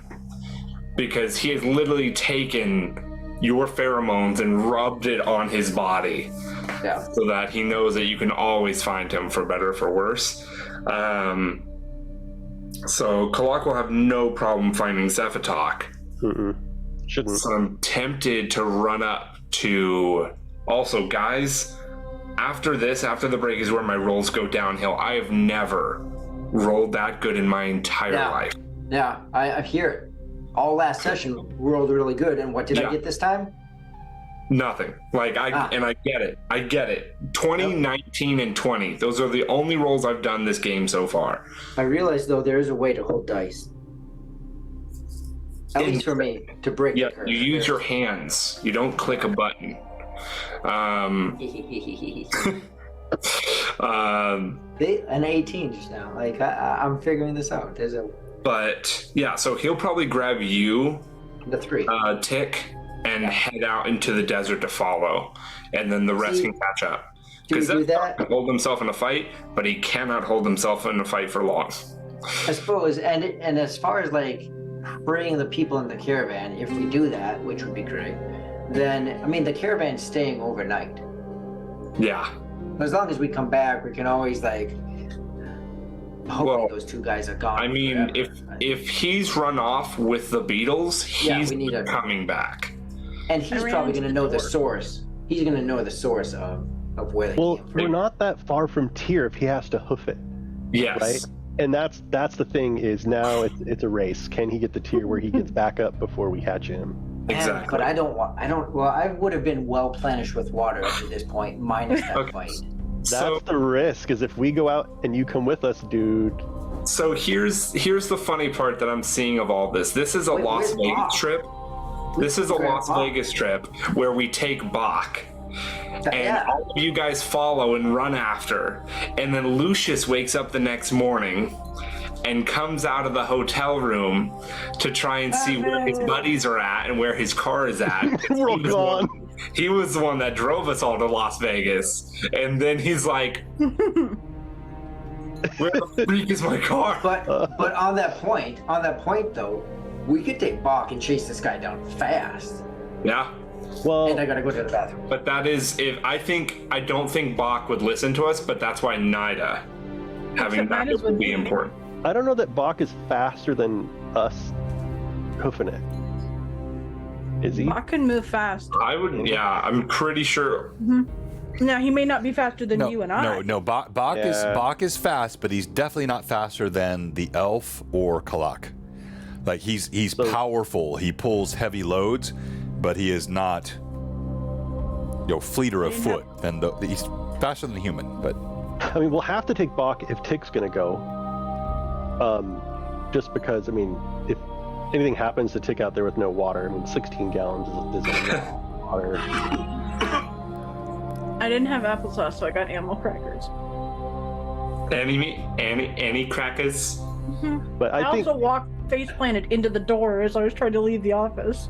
Kalak's gonna probably try to convince Inala to go with him, and Not going to. and catch him quicker. Hey, All right. Josh, would you Not going to even until be she gets the control information Bach? she was supposed to get. So, Josh, I did not set this up. This was not my intent. But, bro, this is probably... What was, I think Michael's last song was This Is It. As you... Don't do it. No, I'm not doing it. He did it. Well, I know that. Rory and I were just talking when you hopped off. Was that it was Kalak that ran off alone towards the town, and not Tick as well. So he's effectively going to run up to Tick, tell him what's going on, and they're going to run off together into the desert. Aw, how cute. Oh, wait. So who's into the desert together? Zephatok and Kalak? Tick. And Tick. Oh, Zephatok and Tick. Oh, well, that changes things. That's good. All right. And if So, we can grab Bach. Neither one of us are good enough with animals. Even the druid is saying this. He's not good enough with animals. Yeah, I would have been leaning completely on you for that one. So if you're like, Yeah, nope, I looked at my animal handling. yeah, I'll die if I touch that thing. so. It's not horrible. It's a +5, so it's pretty good. But I'm expecting all of my rolls after these first 3 to go absolutely into the tank. Yeah. I'll be between 5 and 10. You'll be between 10. all right. Yeah. So the giveaway is hashtag Zoinks, right? Yep. All right. Hashtag Zoinks in the chat. And what shall I give away tonight? So I want to say again. So you guys remember what I gave away last week? You love. You gave away, was it the freaking Dark My Sun heart. book? Like Also the dwarf. No, sorry, You that also was 2 gave away weeks the ago. dwarf to Becca.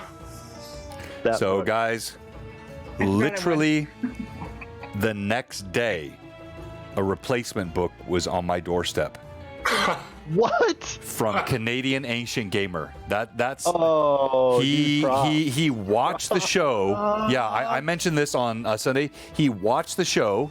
Same guy that gave me this my gang chain here, and whole box set. And he had this book, original. This is not a reprint. This is the on my doorstep the next freaking day. I'm not giving this away. No, of course not. Wow.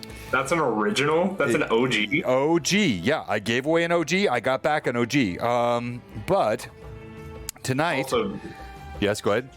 I was going to say, if we're talking about OG, John, there's a place I found here in LA that has whatever alcohol you put into an old fashioned. They have the original alcohol from when the old fashioned was made with the first old fashioned. Which is what? I don't know. I don't know what alcohol's used in. I don't know either. What, Becca? You know alcohol. What is it? I don't drink Rory, you know alcohol. Anymore. You know alcohols. It's rum. No, it's not rum. No, Is I think was it it? Not makers. no, I don't know. All right, so tonight we're giving away Whiskey. another thing It's not tequila. I don't from want it. Canadian Ancient Gamer Patrick. He has sent us another of the Gladiator's Handbook. We've already given away one of these things. This is a reprint, but a super fun book for running gladiators. This is chock full of content. These Lightning Source reprints are incredible. This is our giveaway tonight. and it's going to be hashtag Zoinks That in book the is chat. really cool. It has cool systems where you can win by like flair and stuff. Like you can win by like making the crowd love you. It's really Exactly. cool. I see many of you. Yeah, it's working. You're all in the chat. All right. Giveaway? Yes. Okay. Anala, you're inside the door. You hear night dawn. You hear the scattering of the crowd inside of Fort Glamis. You hear the steady breathing of the healed. What do you do? How do they react to me just barging into their house? No, there's like a recognition. Okay. Yeah, they. Anala sits there. Oh, you are welcome here. Anala sits there, just quietly trying to listen to make sure that if anyone's calling her, that you're not drawing attention. And as she's sitting there, she's just thinking about what happened, everything, and waiting, just silent, till it gets dark, and hoping that Nida will show up. If not, she'll get the information that they were gonna get on her own and pass it along. What brings you back to us? Are you well? They whisper. She whispers. I'm fine. Don't worry about it. I won't endanger you.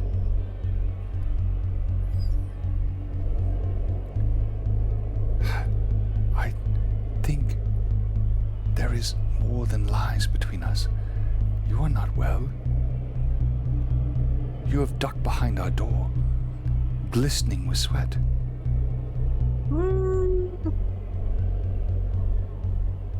Am I though? Am I? Yeah, I mean, we would say, a sheen, a light sheen.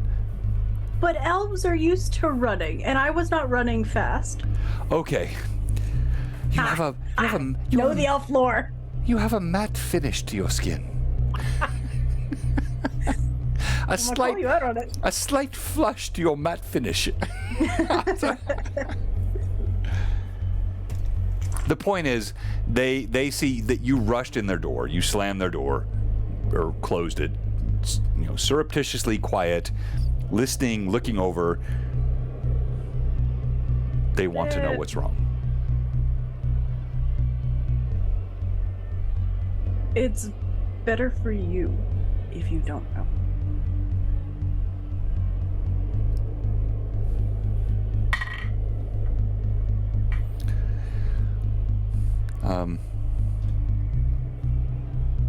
The old woman, glad for the healing to her family, leans forward. I mean you no disrespect, but better for you not to know is what the Templars say in the cities. It's what the Sorcerer Kings say. Better not to know. I've never found it better not to know. Possible to know. Her hand is trembling, like she's...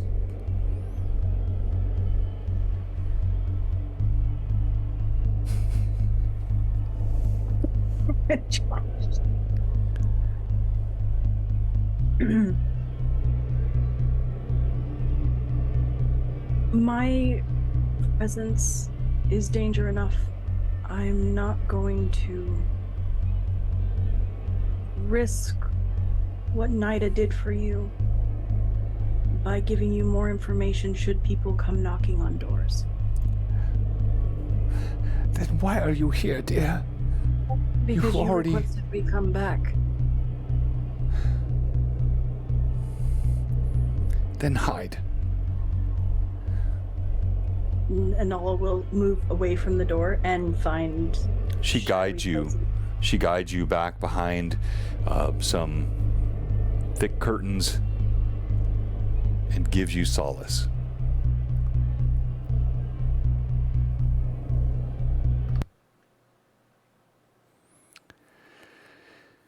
Zephytok and Tick.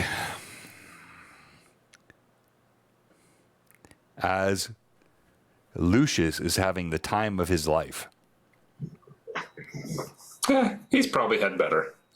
No, he is not. I promise.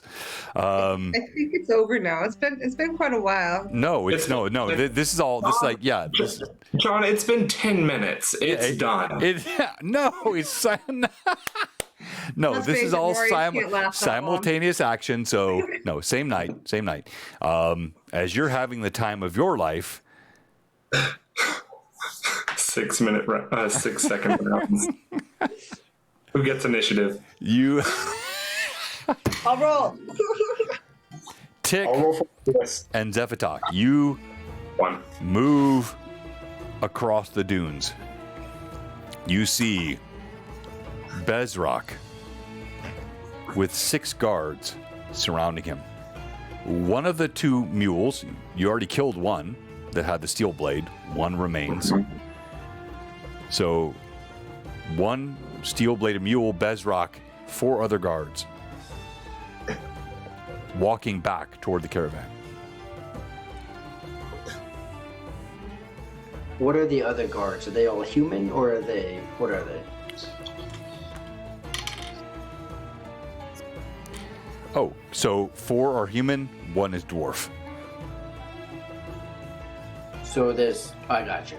1 mule, 1 dwarf, 4 human. Correct. They come over. Bezrak looks up. What is it that has brought you? Why are you here with us? Have you not done enough damage already? Are we outside of the caravan? Or Yeah, you're about call it 60 yards away. So you're over the next over the next dune. Yeah, no one would hear you here. Oh, good. I'll look over to when asked that question. I'll look over to Zephytok, and Zephytok, we've known each other, and you've paid rather close attention to my fighting style, anyways. So you would pick up the subtle mannerisms of me internally prepping, right? You'd see the muscle flexing or the Oh my the gosh. the different desires to just lay into this. So, but Tick is going to lean on Zephytok as the cue, Yeah. and I'll just give that this bewildered kind of attitude towards it of, big brother, what is he saying? And you'll see me obviously gearing up for this, but waiting on your cue. And so Bezrak is saying to us, what are we doing here? Haven't you done enough? Right. Yeah. Okay. I was going to ask you the same question. What are you doing out here?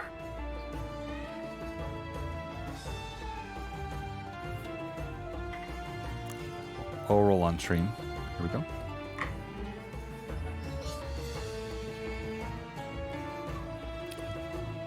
Not working, all right?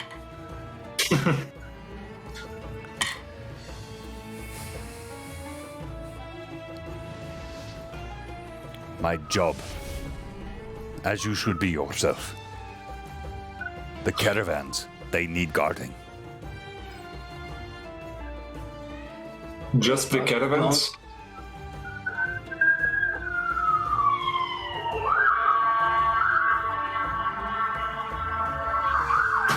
Wow! This is America. Welcome to Cali. Sorry. Just usual California. Yeah, so he says, just the caravans? This is all you need to protect. How many times must I tell you? You and your friends, we should never. He looks over at Tick, glances back at you. Your tattoos gleaming in the moonlight. Bezrak. an all mirage of weakling, of an idiot, of a slow giant melts, and he stands proud. And kick mirrors. And he just looks at Bezrak, not at any of the other guards. Like, keep an eye on them, but eyes direct on Bezrak. Bezrak, where are the Beatles? Roll for initiative. Yeah. Yeah, well, you say that oh God, am I gonna kill both of you? What? No, I only want to kill Josh. Don't let us down. Here we go. Joshua. Josh, you better really fight. All right, DM has a 3 on the die. You're rolling. You're the fighter. I have a 3 on the die. Let's start with you, Josh. Amanda, do we have any bonuses? Josh, no, you don't. No. Josh, you better not. No. You got a what? What'd you get? A 1? That's a 1. Loves you, Josh. You got a 1? Why? I told you after the Just got 20. After the good rolls, you were I done. got a 5. 20. Josh, I got a 5. Yeah, that's what I'm saying. You've got to carry this fight, Rory. We don't just kill got a us, bonus to initiative And that we can use so, next time. John, you said there are 5 guards and Bezrak? No, there are 4 humans, 1 dwarf, and Bezrak. Yes. And Okay. a meal. Yes, right. You said 6 guys. Yeah, right. Yeah. Can't forget the donkey. Yeah. And we're still how far away from them? 60 yards. 6 yards. Okay. I got it, John. I got this one.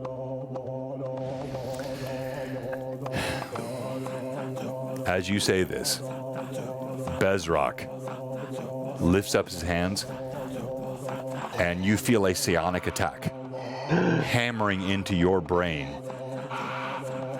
Zephatok, I want you to roll the d20, add your wisdom bonus to this, as you feel this invasion of your mind. This is just wisdom or will save? Wisdom, just your wisdom bonus, not will save. Okay, dirty 20. 16 plus 4.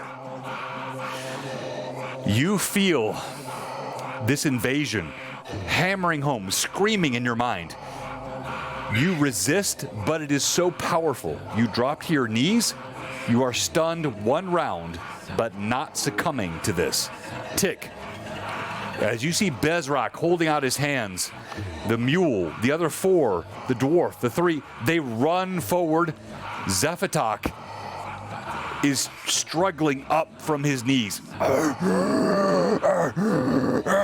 He's standing up. He's fighting through it. What do you do? I get to do something? Yeah. Sweet.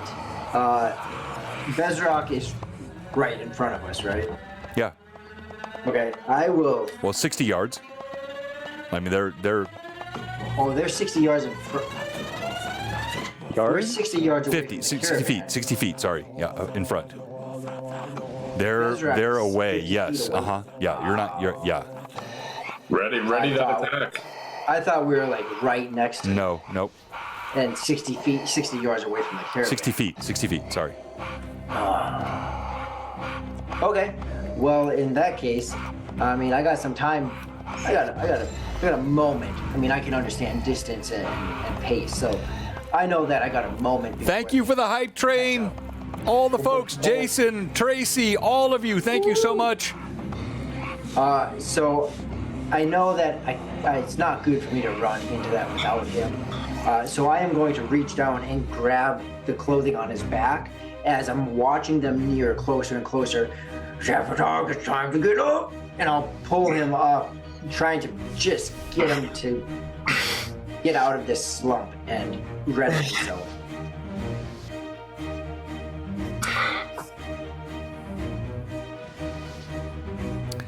All right, so He just uses me as a weapon. Thanks, Tracy. Yeah. Thanks, Tracy. So many. No, yeah, I just pulled Zephatok up because I know that there's some distance between us still. as you pull him up, you lift him out. He clears his head, and then the rest descend upon you. Now, Bezrak still is maintaining that control of your mind. We're going to make another check, but the other 4 plus the mule are hammering down upon you. Thank you for all the plus ones, the bits, and all the mad chatters. And here we go. So it's another roll for initiative now, you're saying, or they're attacking? No, they had 60 feet to go, so they closed on you, except for Bezrak. Yeah. Bezrak stayed back. He is just focused on Zephatok. Yeah. He's got his hands out. He's concentrating. The mule, the dwarf, and the 3 humans are all descending upon you, so they had to move that 60 feet. That creates that round. It's now initiative again. Okay. And we're doing all theater of mind here because I was not prepared for this. I had no idea the party would do this, but that's what I love about this game. And Come on, Rory. 1. hang on. 1. Oh, well, it doesn't matter. I got a 6. Whatever it is, unless it's a 6. I got a 1. Yeah. All right. You knew after the break the rolls would be bad. And you I know. What happened now? You guys were doing so well before the break. Jason, those were all for the DM, right? Am I reading that right? All right.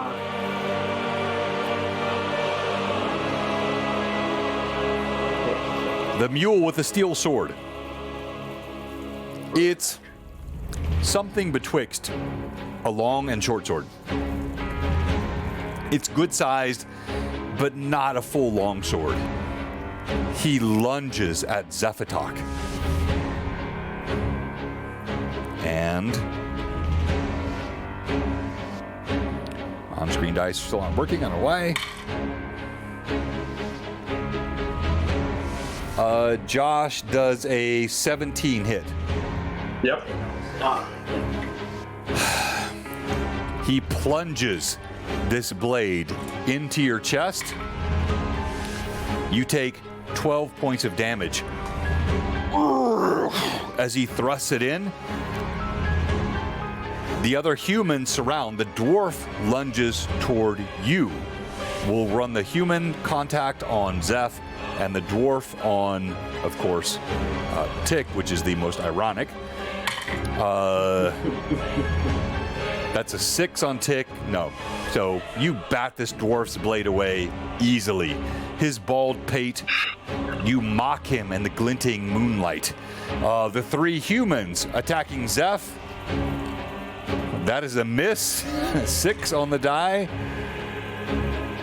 2 on the die, another miss. Wait, come on. Wait, do I have some? Let me see what I have here. I have some bits, right? So I only have 1. I have 1. My chatters are betraying me tonight. All right, so I'm gonna roll again. Come on. A 4. All right, you block. Toss each away. It is now your initiative. Tick, you go first. Okay. Tick, cut him down. Cut him down. Let's see. So the human would probably be pretty, assuming I understand. But the humans would probably be less of an issue than the mule. And the dwarf is probably hardy as dwarves are. So, part of me,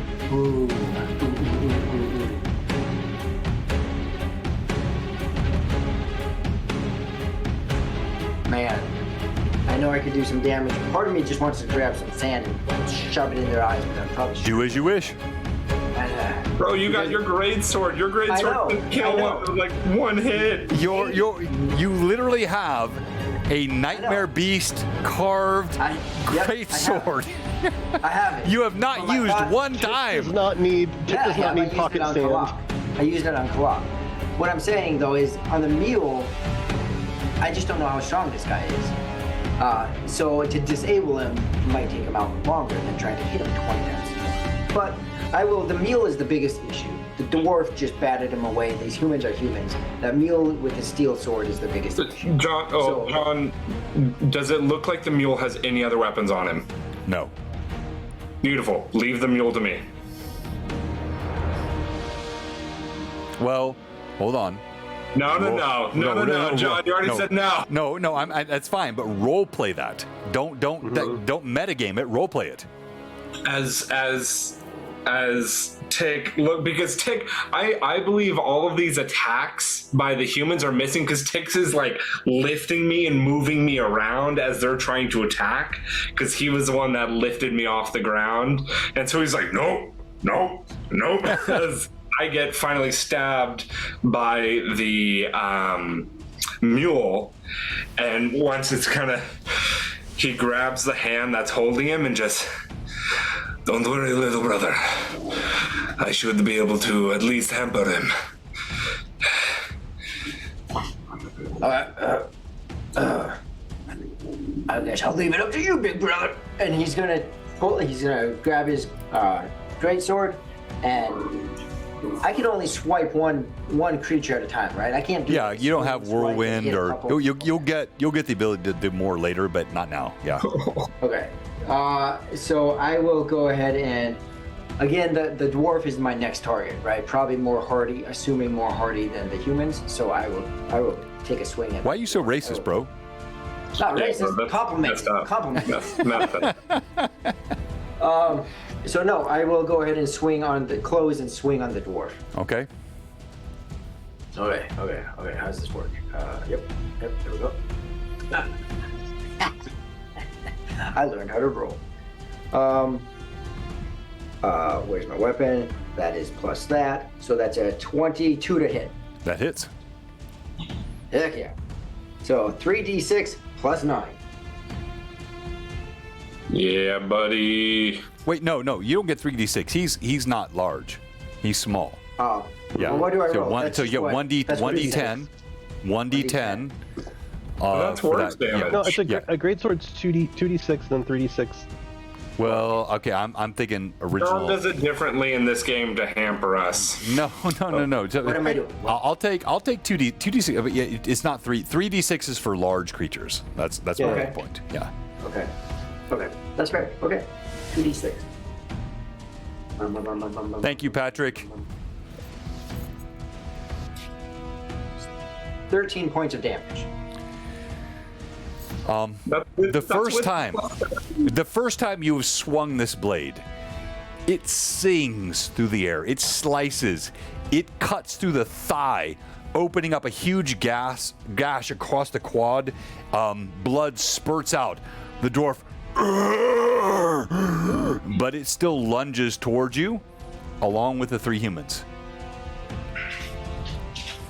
Yeah, that's my turn.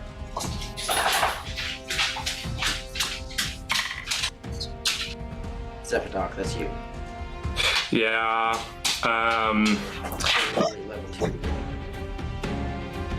Zephatok will.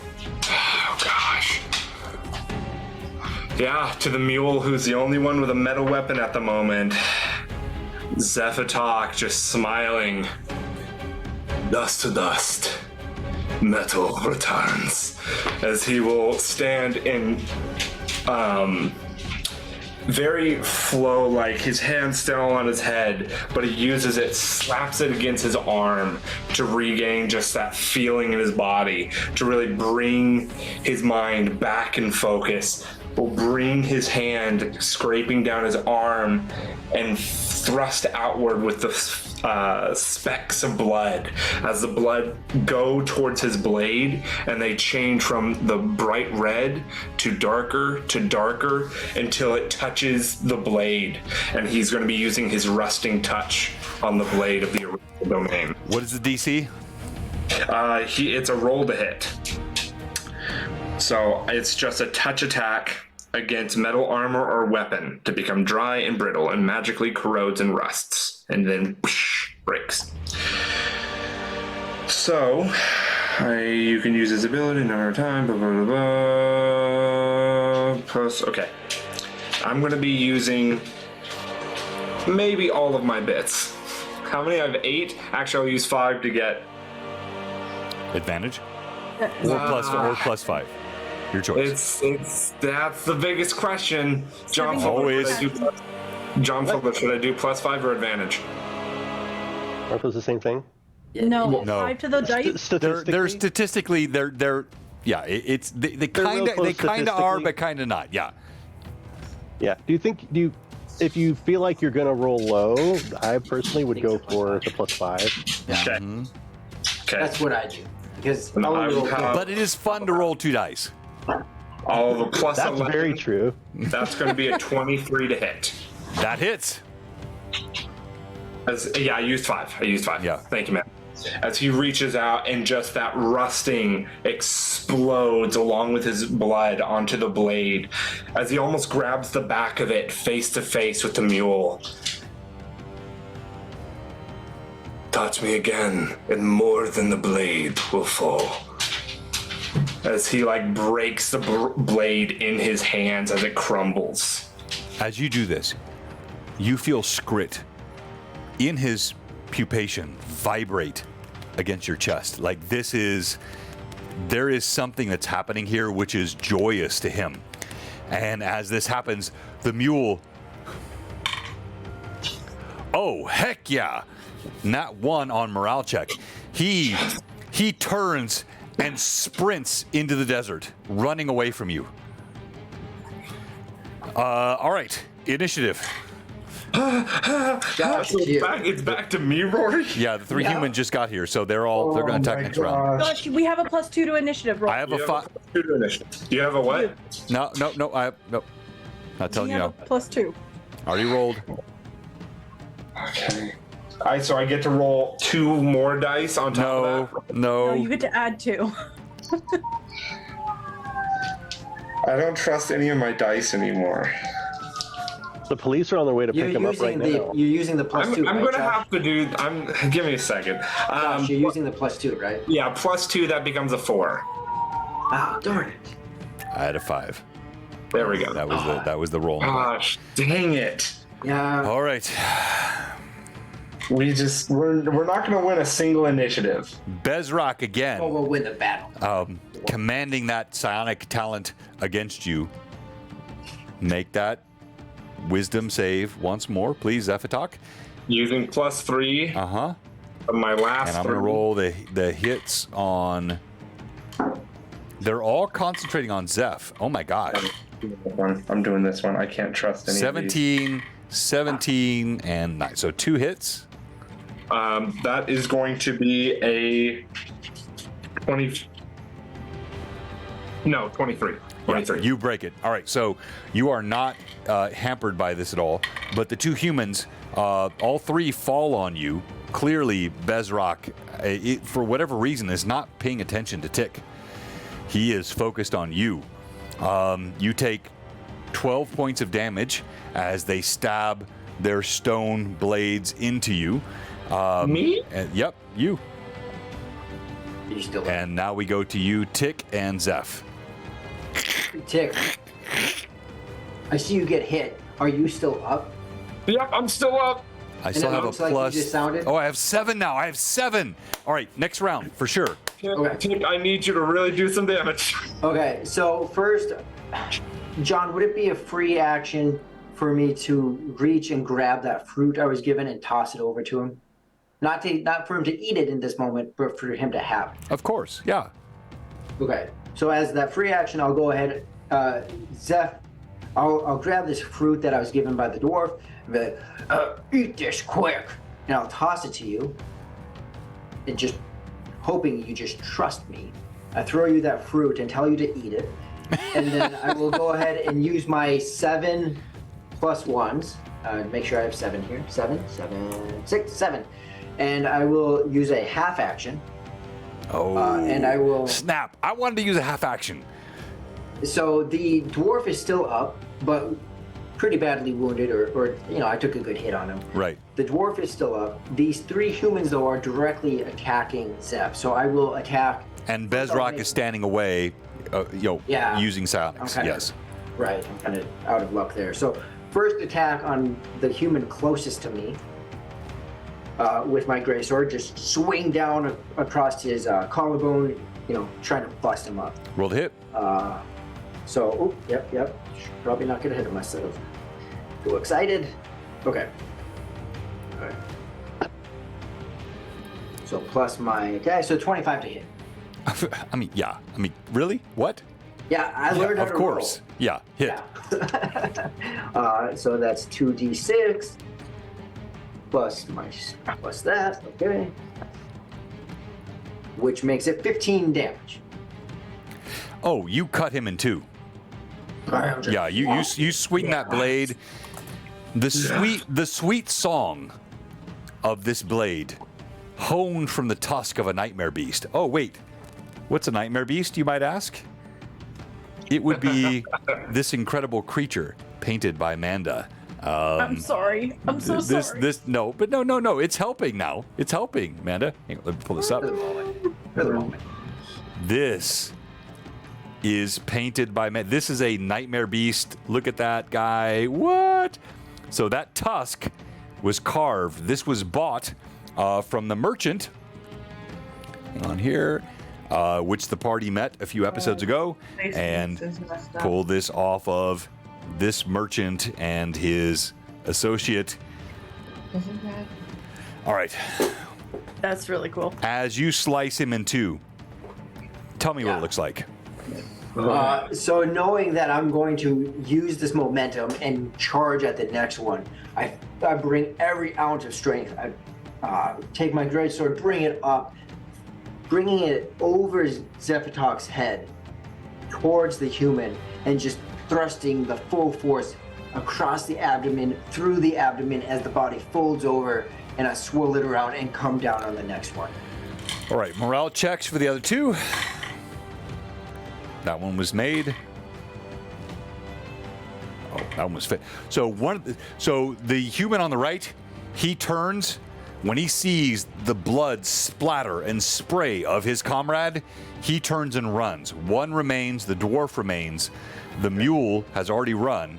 So you have only those two plus Bezrak. Yep. So using my half action, I'm going to just continue that momentum and bring the blade down on Roll top again. of the second human. Oh, you beautiful man.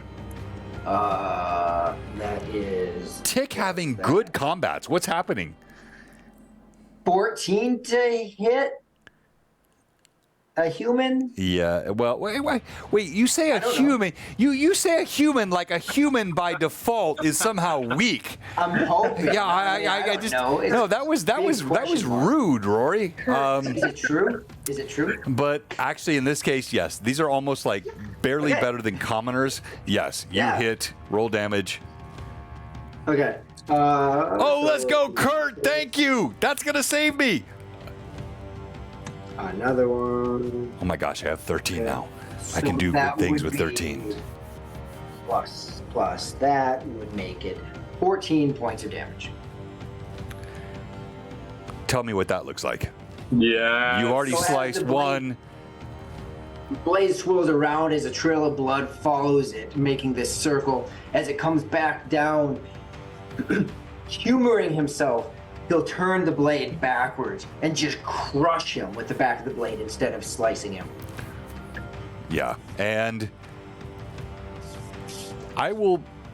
You can deny this if you wish, but I think for Tick, there is a satisfaction here like none other. You have struggled in many states. You have been knocked down, beaten, broken. You have suffered all kinds of pain in combat. For you, this is gratifying even as you watch the entrails, the lungs, the spinal cord splinter off your blade, and you know you have been sold a true blade by that merchant. And now, Zephytok. Zephytok is not dead, Steve McGinn. But he... Close. Freaking me out. Yeah. He asked, what did I miss when he went away? And I was like, Zeph is dead. I have plus 13. I'm going to use him, bro. Zeph, feeling the movement and the pupation? Yeah. Yeah. He's pupating. I got it right for the first time. Yeah. I have a Goliath beetle upstairs that's doing the same thing. Yeah, you still haven't sent us pics of it, and I really want to see it. But feeling Scrit against his chest and the blood that's dripping out of him, and then he just flashes back to when he first met Scrit, to the middle of the desert, to the cold of night, exact scenario that we're in right now. And he hears the clinking of chains, the dropping of weapons, and he says in a whispered tone to Scrit, "I'll see if they can hear." And he's going to let his consciousness go out of him for a second, as he'll move down, putting his hands and fingertips into the ground as he spins in a circle, and then his fingertips lightly digging into the sand surface as he's going to cast Summon Swarm. And this is up to you, John. I don't know if there's any rust locusts in the area. If there's not, that's fine. But he said, I will try to Scrit, looking for a nearby swarm, either in the grounds below or nearby, to summon this swarm from. If not, then it'll just be whatever chosen swarm of insects that you would know are around, as long as they're not 8-legged. Yeah, which shall not be spoken.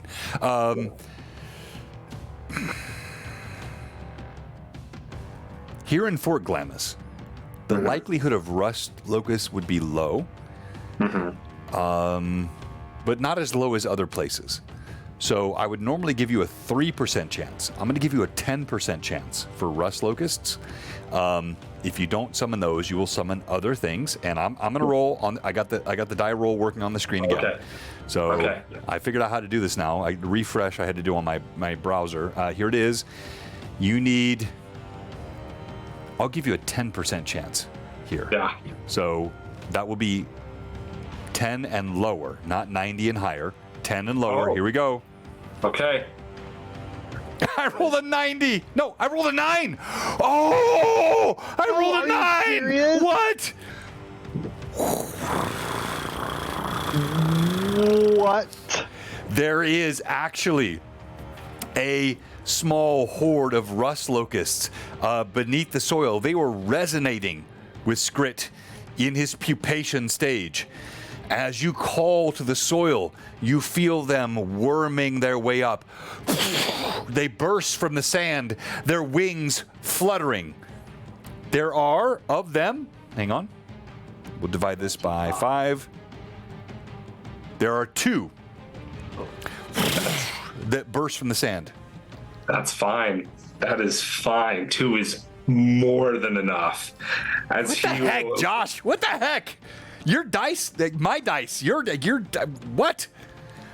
The story is writing itself, John. He will, fingers in the sand, look up to the 2 and just. I don't know if you can hear that or if my mic's cutting it out. No, you cut out. He does a series of clicking sounds. Why does that cut out? Because I finally upped my mic cut so that it's no longer catching up ambulances and gunshots and bears and lions. All right. Oh my. But he, fingers still in the sand, will look up and just with the full hair standing on end, what hair is on his body, with full righteous fury, he says, "Do what you do best." And he'll look at the still standing dwarf that's by Tick. and then he'll look at Bezrak, and he just says, "Enjoy. But keep that one alive. Stun him if possible." To Bezrak. All right. These 2 rust locusts spin off, one toward the dwarf in front of Tick, one toward Bezrak, and we're going to come back to you and Nala. We'll come back to this combat in a moment. Yeah, Nala. It's getting later in the night. All is quiet. What are you doing? Hiding behind a curtain, apparently. Till she comes and gets me. Waiting for Nida? No, I'm waiting till the woman comes and gets me. No, she's Or kinda actually shows up. she's hidden. She's waiting. Also, she's not going to. She's giving you respite inside this home. She's going to stay there till she's told that it's safe to come out or that she's ready to talk. Okay. Kalak. Yes. Looking for Nida. So she went into the city, into the fort, right? Mm-hmm. As you follow her, you scent her trail to a house. And Josh, Nida, stands outside in the twinkling light of the twin moons of the Flanness, in the chill as the Sea of Dark Sun grows cold, the desert cruel, hot by night, cold, or hot by day, cold by night. You see Nida standing in front of a door. Kalak will skitter his way up. Bezrak gone. Beetle's gone. What? Has she already knocked on the door, John, or is she just kind of chilling there? No, you're playing Nida, Josh. Yeah, well, you said she was already in front of the door. No, she's in front of the door, but you tell me what she does. Yes. Yeah, she would have already knocked. As soon as she got there, she would have knocked to try and get inside. So she's knocked. She turns. What? And she can't say Anala's name. She's got to You know Watch Bezrak. I know Watch Bezrak. We find Inala. And Anala should be in here. I'm waiting for someone to open the door. Kalak pounds the fucking door open.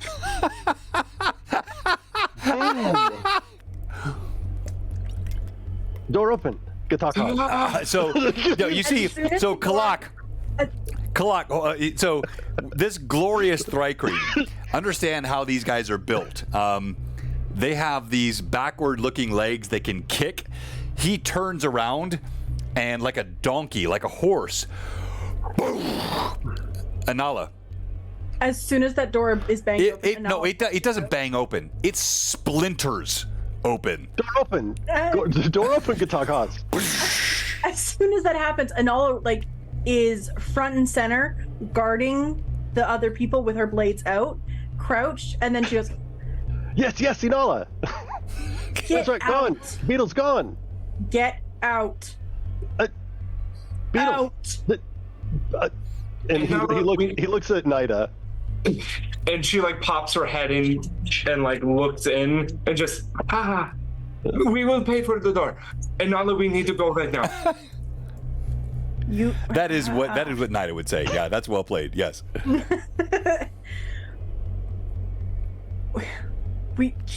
Information. Let him go. The Beatles are gone. The cage was stuck in the wall. Bezrak is gone as well. Zeph says no beetle. Beetle gone. Zeph says no beetle. She turns. Zeph says no beetle. Zeph says no beetle.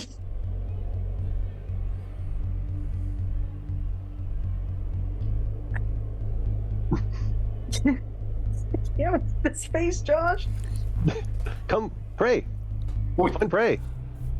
Black, Hunt, and Nida, come here. Egan looks at Nida.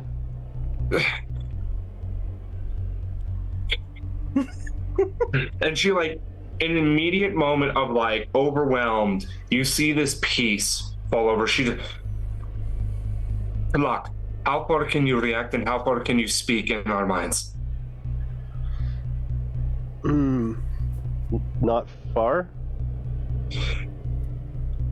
Go back to camp. Go as far as you can while still feeling like you can speak back to camp. We're going to get the information here. We will be back to camp. Once you can feel our minds enter that radius, and hopefully you've gained some sign of where the prey has gone. You are a hunter. I believe in you. We will be there to follow your path and to listen to you on where to go next. We must get this information first, though. And he leaves. and she'll turn around and just and step inside of the door. And all looks. There is no door. You step across the splinters. Yes. She turns to the woman and pulls out her coin purse if she has any money, and will give her a sufficient amount of money. I don't have that.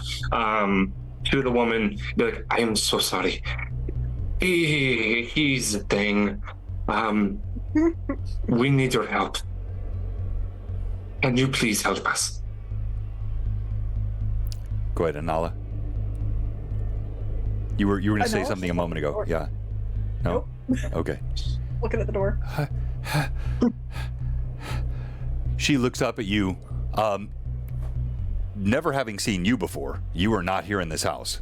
Oh no, I'm sorry, it's Nida, not at all. Yeah, sorry. Of course. Please, come in. We'll hang a curtain. And she runs over, pulls a piece of cloth, and hangs it over the doorway. And Nala, if you could please stand by the door to make sure no one is listening. She does. She walks over there silently and is like peering through the cloth.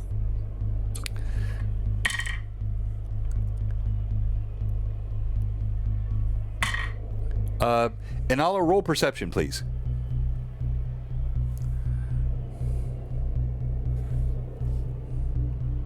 What if I say I don't want to? Then you sound like my wife. Don't make me roll. Ooh, Don't make me not a roll bad dice. roll. That's my perception. Ooh, Exactly, Boba. 21.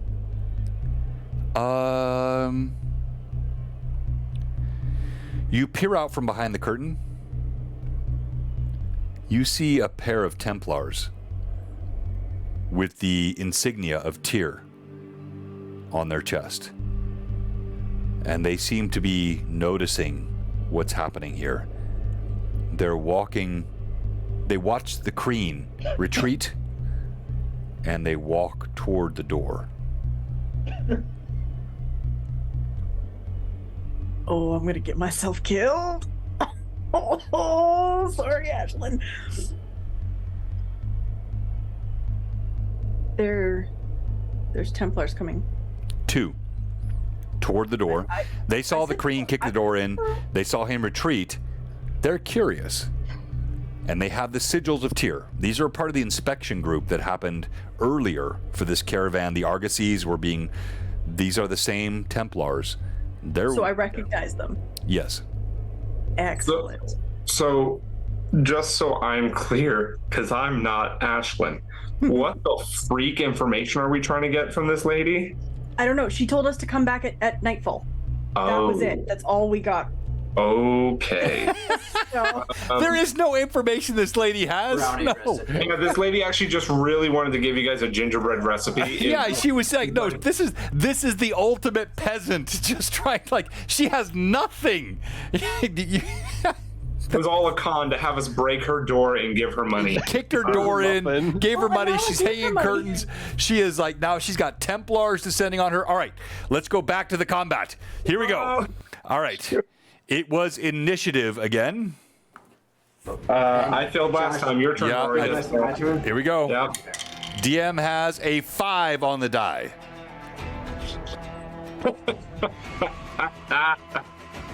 You lost again. I got a 1. I got a 1. All right. When I lose, I lose. We have Bezrock, a human, two humans, and the dwarf and the mule have run. All right. No, I Well, thought. a human and the mule ran. The dwarf is injured, and 1 human remains, and Bezrock. Is that Yeah. not what I said? 1 dwarf and Bezrock. No, you What said 2 humans, 12 no, dwarves, no. and a pocket in a pear tree. And a pocket in a pear tree. All right, so It's dwarf and Bezrock. I can roll on screen now. Here we go. So the human facing Zephatok. No. Hey. Yes. On the screen. All right, so I have, for my pluses, I have 13. What? Okay, I'm going to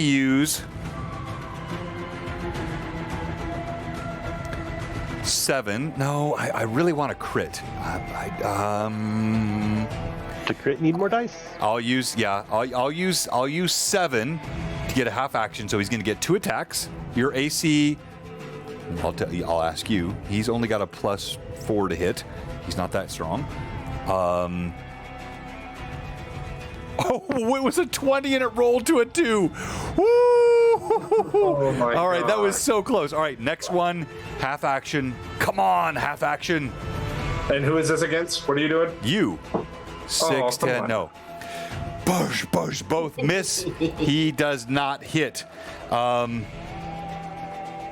Bezrak, you have broken the Sonics.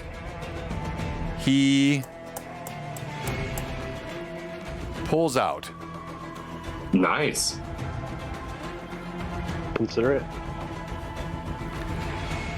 a crossbow. It is a small wooden crossbow. You see a glistening tip.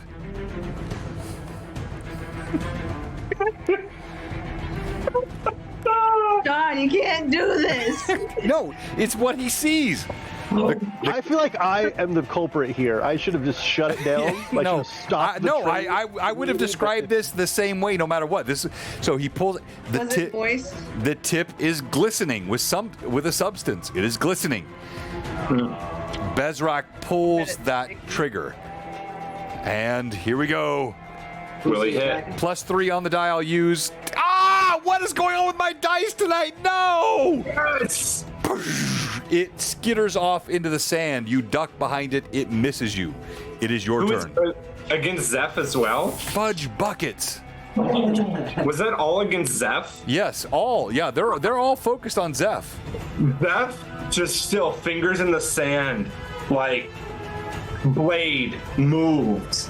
He's ducking under, very capoeira, moving under, dodging these blades, and then he looks towards Bezrak again, just that look of determined hatred. And he sees the glinting tip, the slick, moist, pulled out weapon as it'll fly towards him. And he just dodges as it goes by him. Pick, you go for it.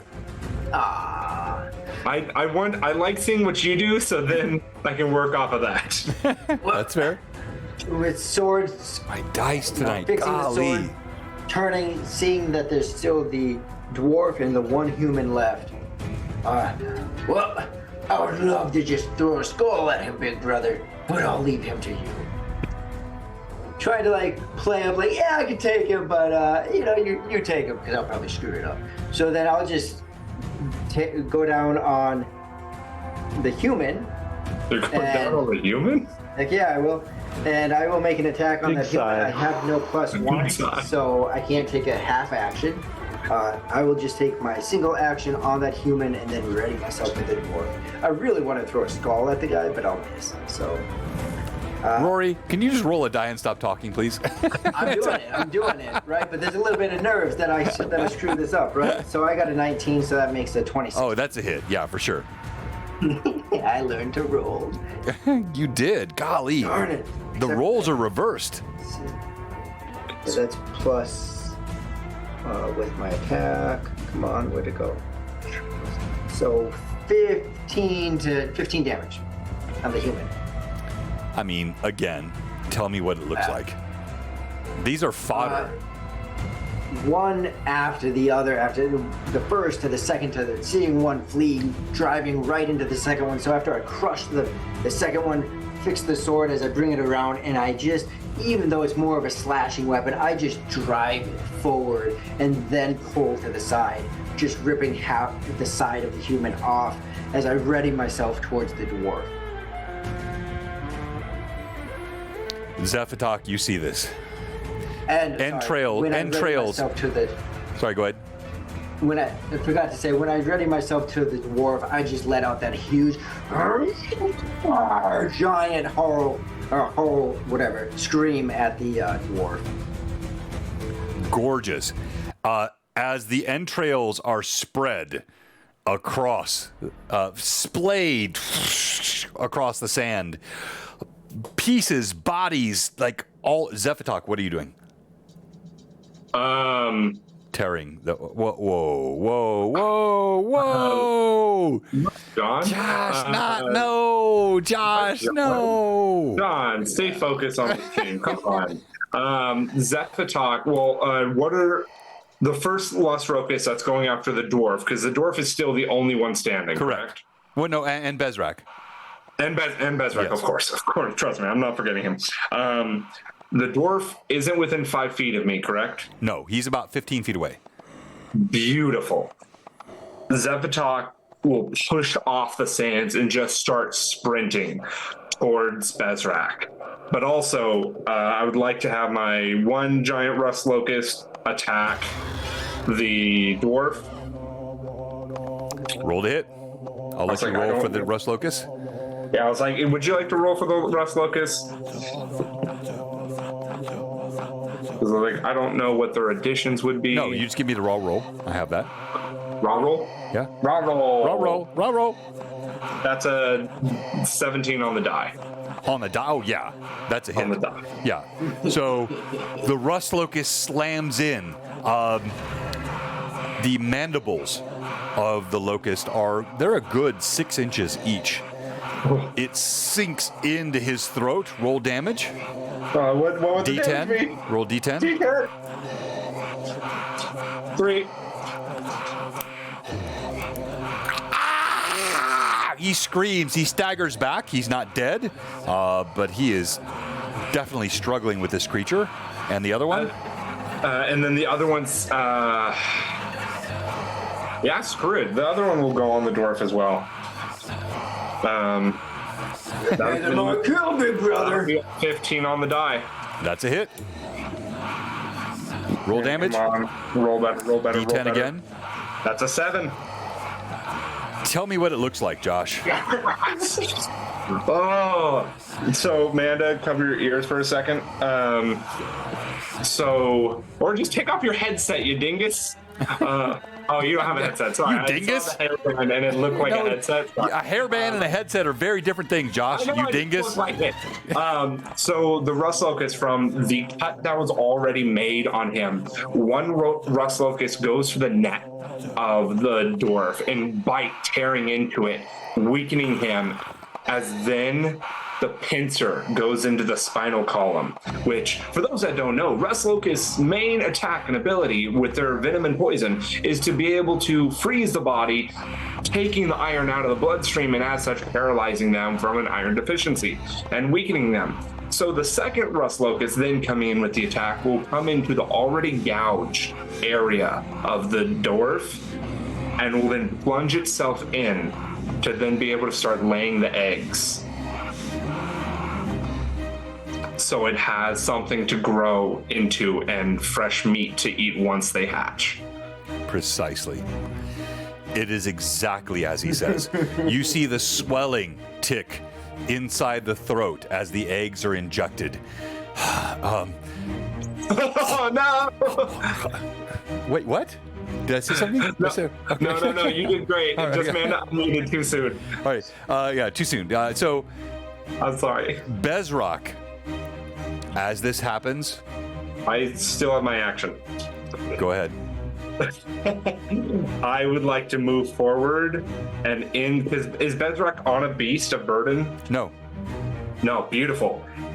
Zephatok will be running forward, and once he's close enough, will take his hands and pull inward and then outward again, as he's going to use Soften Earth underneath the Bezrak to turn the lower 4 feet of him in a 10-foot wide radius Into underneath him into like slushy quicksand. like slushy Right. quicksand, pulling him inward. All right. And what's the DC he needs to make to avoid that?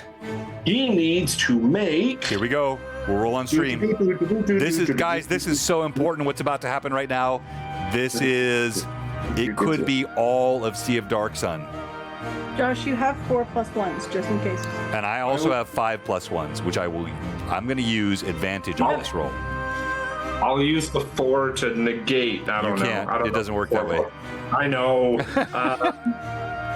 I'm trying to find what the spell save where I find that. Oh my gosh, I've been So playing this. it would be your level plus your 10 plus this would be a wisdom based save, I would think. So whatever your wisdom so was. 17. 17. 17 is the save. All right, and Bezrak has a +5 on will saves, and he has a +6 on reflex saves. So I'm going to say this would be a reflex save. He's Yeah, gonna try it is. Yeah, all right. Thank you. So he needs an 11. I'm going to roll with advantage 2 times. Here we go. Roll 1. My dice finally came through. No. He ducks out of the way as that quicksand rises. You see him thrust his hand into the sky. A blaze of light beacons up into the night. A harbinger, a calling. And you hear in the distance,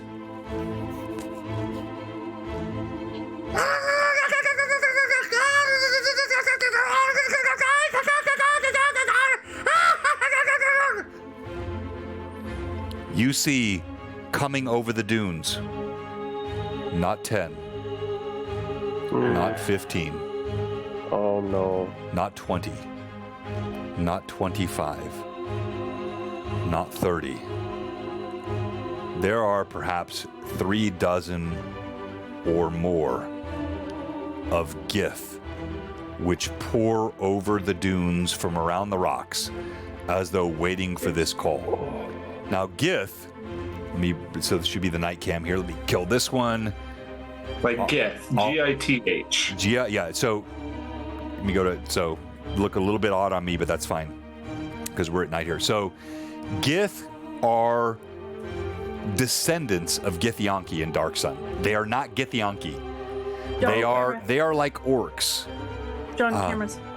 What's that? The cameras. Oh, sorry, wrong one. I need to go 6-player. Sorry, guys, wrong one. 6-player. I do all the things for when the players are gone. There are 3 dozen as they come pouring out of the sand over the dunes, screaming these battle cries. Feral, they're small. Each of them maybe 5.5 feet tall. They have spears. You see an Inix that is mounted by one. As they come over, this was clearly an ambush planned by Bezrak. They pour and pour and pour from the sands.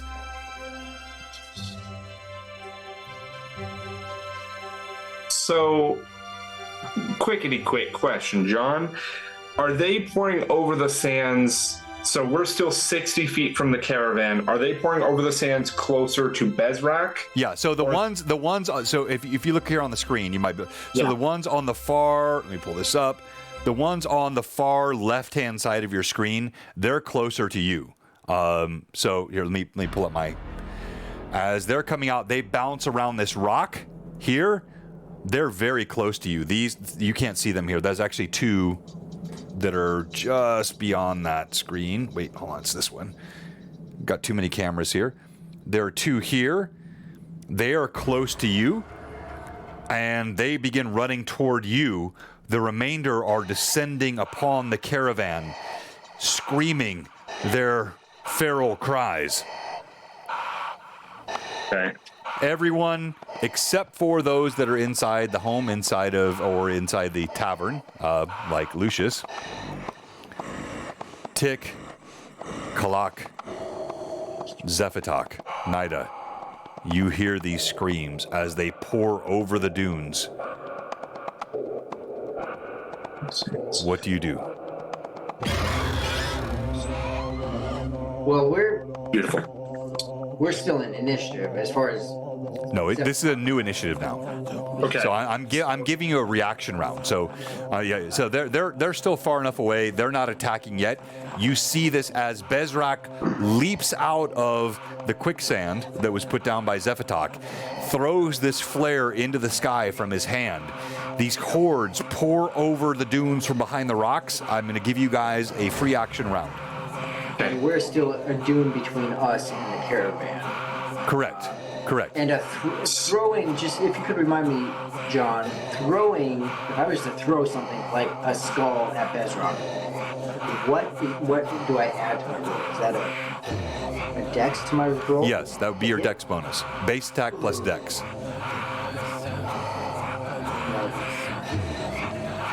Well, that might. I mean, Thank you, Greg. So my These are all C from. and D, Sorry, go ahead. my roll plus my C and B plus my dex. Yes. No, not your CMB.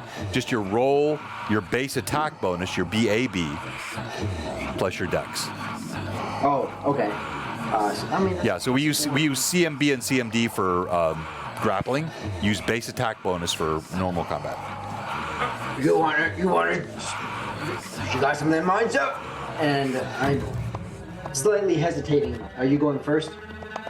No, you go for it. Good, Jordan. Do you want me to go first?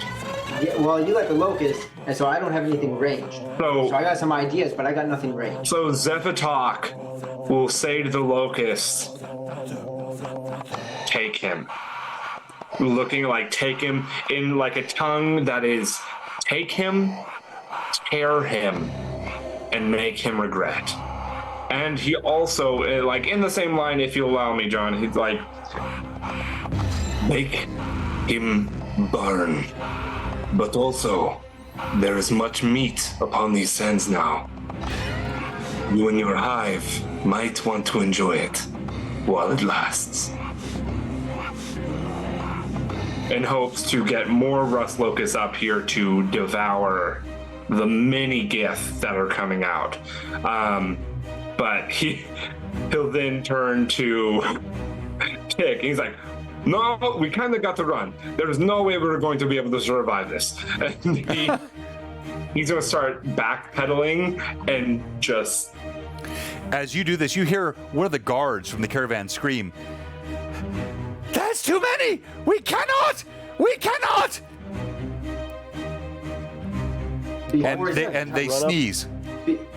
Before Zephatok can keep backing up, he's made this order out to his little creature friends, and I'm going to reach and grab his chest, like the clothing on his chest, and be like, "Wait just a moment, big brother," and you'll see that look in my eyes. That just give me a moment. Do I gotta call out what I'm gonna do before I see what the locusts do? Yes. Or do I get to see? No, go ahead. Okay. Well, in the moment then, because I haven't yet seen the effect of these locusts, I'm gonna reach down, grab one of those skulls, just pick up and rip it off one of the humans, and throw it at Bezrock, because I can't get close enough to him right now. Roll to hit. Glock is gonna be just head there. Also, I'm full face in that fruit that the dwarf gave Tick. Just face, just nom. And that was a full heal, right? Oh. Yeah. So as you plunge this fruit into your mouth, as you have done often, Zephatok, you feel the orb swallowing down your throat, caressing, and you are fully healed. Beautiful. I got a 17 to hit Bezrock. 17. That was your roll plus your base attack bonus plus your dex. Yep, it was 13. All right, plus well, 2 plus 2. normally that would not hit, but Bezrock is fully focused on Zephatok. As he falls to the ground, he comes back up. He's not even paying attention to you. He has no dex bonus. That is a hit. Yes. Okay. Is that just a D6 or what is that? D4? Do I roll damage? Does Yeah. he keep concentration on his spell? Yeah, so call it a 1d4 plus you add strength to this throw. So you've thrown a skull at him. So the power of your roll, 1d4 for this skull. Yeah. So that's 6 points of bloody damage. The skull you have grabbed slams into Bezrock, He's going to have to make a reflex save here not to fall over again. And John, on top of that, I still had my action, and I was hoping to cast Burning Sands in his entire area. All right, go ahead and do that because he failed that reflex check. He stumbles as he's knocked over on the head by Tick's skull. He hits the sand, and you cast Burning Sands. What is the DC on that? So Burning Sands is, I think, a DC 15 reflex save. Reflex. He's going to get no bonus on this because he's just been knocked down. So he needs he needs a nat 15. But wait. I have no more. And this goes for any of the other gifts that are in his area because it is a 20-foot radius. No. So well, actually, hold on. Let's see here on the screen.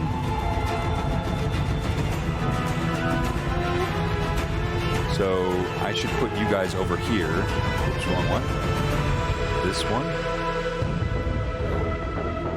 One, sorry. It is this one. All right, so Tick. Sorry, not Kalak. Tick, Zephatok are here. Midsummer Waters, why? And did she give me some? Thank you so much if she did. No, I can't wait. No, she was just correcting the damage that I called out earlier. You called out wrong damage? No. The 2E in 2E, a two-handed sword does in fact do 1d10. I said that. I know. I said that already, Josh. It's 1d10 for medium or small. It's 3d6 for large. That is, You do Pathfinder 1E? Stop fighting me. Weapon That's like or? 1E, 2E, Pathfinder 1E. Well, actually, it might not be PF1E, but That's what I thought. 3d6 only happens for large with a weapon like that. That is always. All right, so. Dang it, Midsummer Waters. Amateurs. Yes, thank you, Lydia. Lydia, you were right. Thank you so much. And that means John was right, which means there's still time for you to give me more bits. Anyone on stream. Slinks into the corner. No.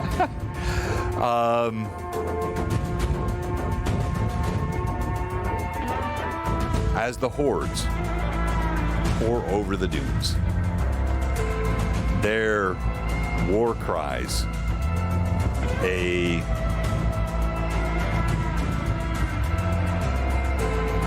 cacophony of pain, suffering, and sorrow. They shriek.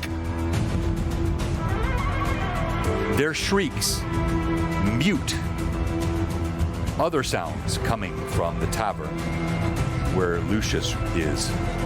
This is all simultaneous action. As Kalak kicks in the door, this is all simultaneous action. Boosh! It bursts. The covering is hung over the door. And Nala slips forward, listening. The Templars approaching, calling out. The screams of the Gith as they pour over the dunes. And yes, these are all minis courtesy of the amazing Patrick Fraley. Fraley has created, so let me pull these back up, put the lights back on them. Look at these guys. Dozens and dozens and dozens of painted minis. This is what the party is facing as they descend. It is a horde called down. Bezrock is not playing games. And with that tonight, we end Blue Box Sea of Dark Sun. What? Go ahead. Does he take damage from the burning sand? Do we gotta wait? We're gonna find next time. Yes. We'll find out next time. We'll find out next time. Yes, we gotta wait. You gotta wait. I'm fine with it because we survived for now. Yeah, you've lived for tonight. I'm gonna let you live for one more night. We'll see how this goes next week. But wow. Wow. Well. I mean, so many different ways this could have gone. If you would not have followed Bezrock, he would have buried those Shakot beetles and moved on. That was the whole point of the scale versus the head. What are you focused on? Are you trying to catch these or figure out where they're coming from? And party, you may have screwed this whole thing up, which is okay because you played your character. It's okay. It's not like. What he's saying is we suck and we need to remember that. We get it done. Lucius is safe right now. Lucius is not in the middle of this right now. Lucius is fine. Lucius is the crux, the reason this all failed. No, I mean, the most important thing is that Marius is happy. Yeah. Marius is very, right now. very happy. Yes, I've had the time of my life. Yeah, he is very, very happy. All right. Why should you be Stream MVP? It is hashtag Zoinks in the chat. And we'll do that giveaway of the Gladiator's Handbook in just a moment. We do have a fun LMA tomorrow night, which is going to be led by Kurt and Rachel. I'll be on as well, but we're talking about the complete Ravenloft. Deep dive covering all kinds of cool Ravenloft stuff. We'll be back with Tears of Aird on Sunday. Yes, it's hashtag Zoinks in the chat. You want this. Again, from Canadian Ancient Gamer, our patron saint here at Blue Box. This is just on box this week. I gave one away a few weeks ago. Now another. It's super fun. Dark Sun specific Gladiator's Handbook. And let's start with you tonight, Tick. Why should you be Stream MVP? Yeah, so I should be Stream MVP because, well, first I killed Holden Fett. And then I drug him back in front of everyone. Which I'm going to reiterate. I'm so sad about that. I was going to commission special artwork from Hob. I had this whole, he was going to come back, and you took that dream from me, Rory. And I didn't take a single point of damage. My companions tried to help me, and they failed. I completely took him for finally, I took him. Then I dragged my trophy back in front of everyone. Then both Zephatok and I took on an army, mainly me, because Zephatok was too busy being stunned and stuff. So then I wiped out those guys, right? And now we got this horde coming down on us, and Zephatok tries to run, and I say, no, buddy, no, big brother, get back here. And we're facing an army. So Tick is just like the man. He is kind of the man. He kind of is. And I finally learned how to roll dice. And you're rolling for your wife. So why should Inala be Stream MVP?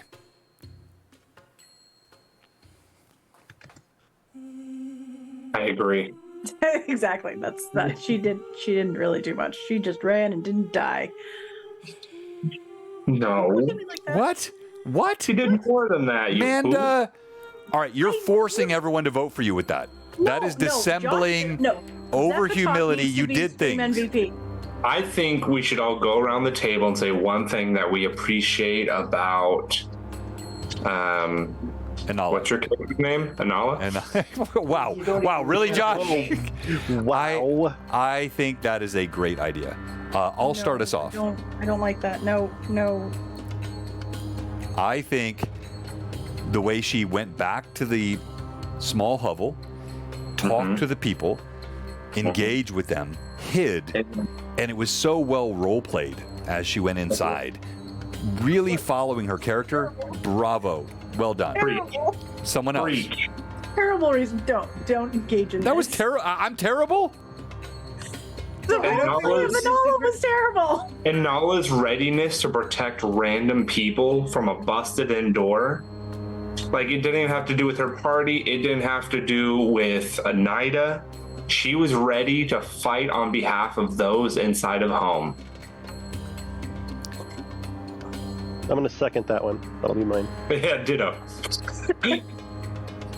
Triple ditto. All right. You will be rolling for tonight, Manda. Jeff, you got Moose 2271. Let's go to you, Kalak. Why should you be Stream MVP? Kalak should be Stream MVP for just being absolutely confused about being around so many people and humans and trying to understand what it is that they're trying to do and trying to communicate with them and really find his place in all the mess. And so for the most part, he just ran back and forth and back and forth and back and forth and back and forth. And he should be stream MVP for serving his guitar cause well. Yes. Well, and I want to say also, Kalak, for Dark Sun fans, I don't think there could be any better role play of a Kreen. Let me pull this up here. Than the way you have played this guy. And I'm a little disappointed to hear you might have new cosplay, because I thought your old cosplay was so stinking good. Thanks, yeah. But you have played the Kreen magnificently. You will tonight be rolling for Lydia. Midsummer Waters is in the giveaway. All right, let's go to you, Zephatok. Zephatok should be stream MVP, along with Nida, because I assume John won't give Nida an MVP. Nope. But Zephatok should be stream MVP because, for one, his insane rolls and his affinity for insects and being able to try and listen for the beetles in each caravan and not hearing them in either. And being able to run back to Tick and be like, yo, little brother, we gotta go. And Tick being kind enough to run with him, another reason Tick should be MVP, as they both then ran out of the caravan, the 60-ish feet over that dune to then come face to face with this little hoveling group. And then Zephatok being able to actually summon, due to John, but able to summon the Rust Locust. That was a crazy roll, dude. I mean, insane. Insanity. That saving against the mental whatever he was doing against Zephatok. Barely missing all of the attacks against him, being hit against him. And I think that's it. Just trying to go after Bezrak. All right, you will be rolling for, and well said, Scott. You've got Obsidian Risk. Our resident Castles and Crusades, Troller Games expert. Thank you so much, Scott, for being with us tonight. Heck yeah. Lucius, I think, honestly, one of your quietest nights tonight, and yet somehow one of your loudest nights. Oh. Why should you be stream MVP?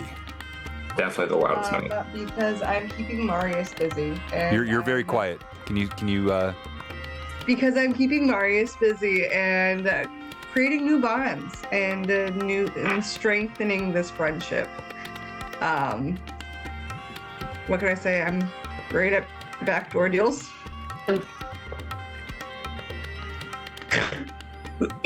No, that did not. There were none of those that night. No.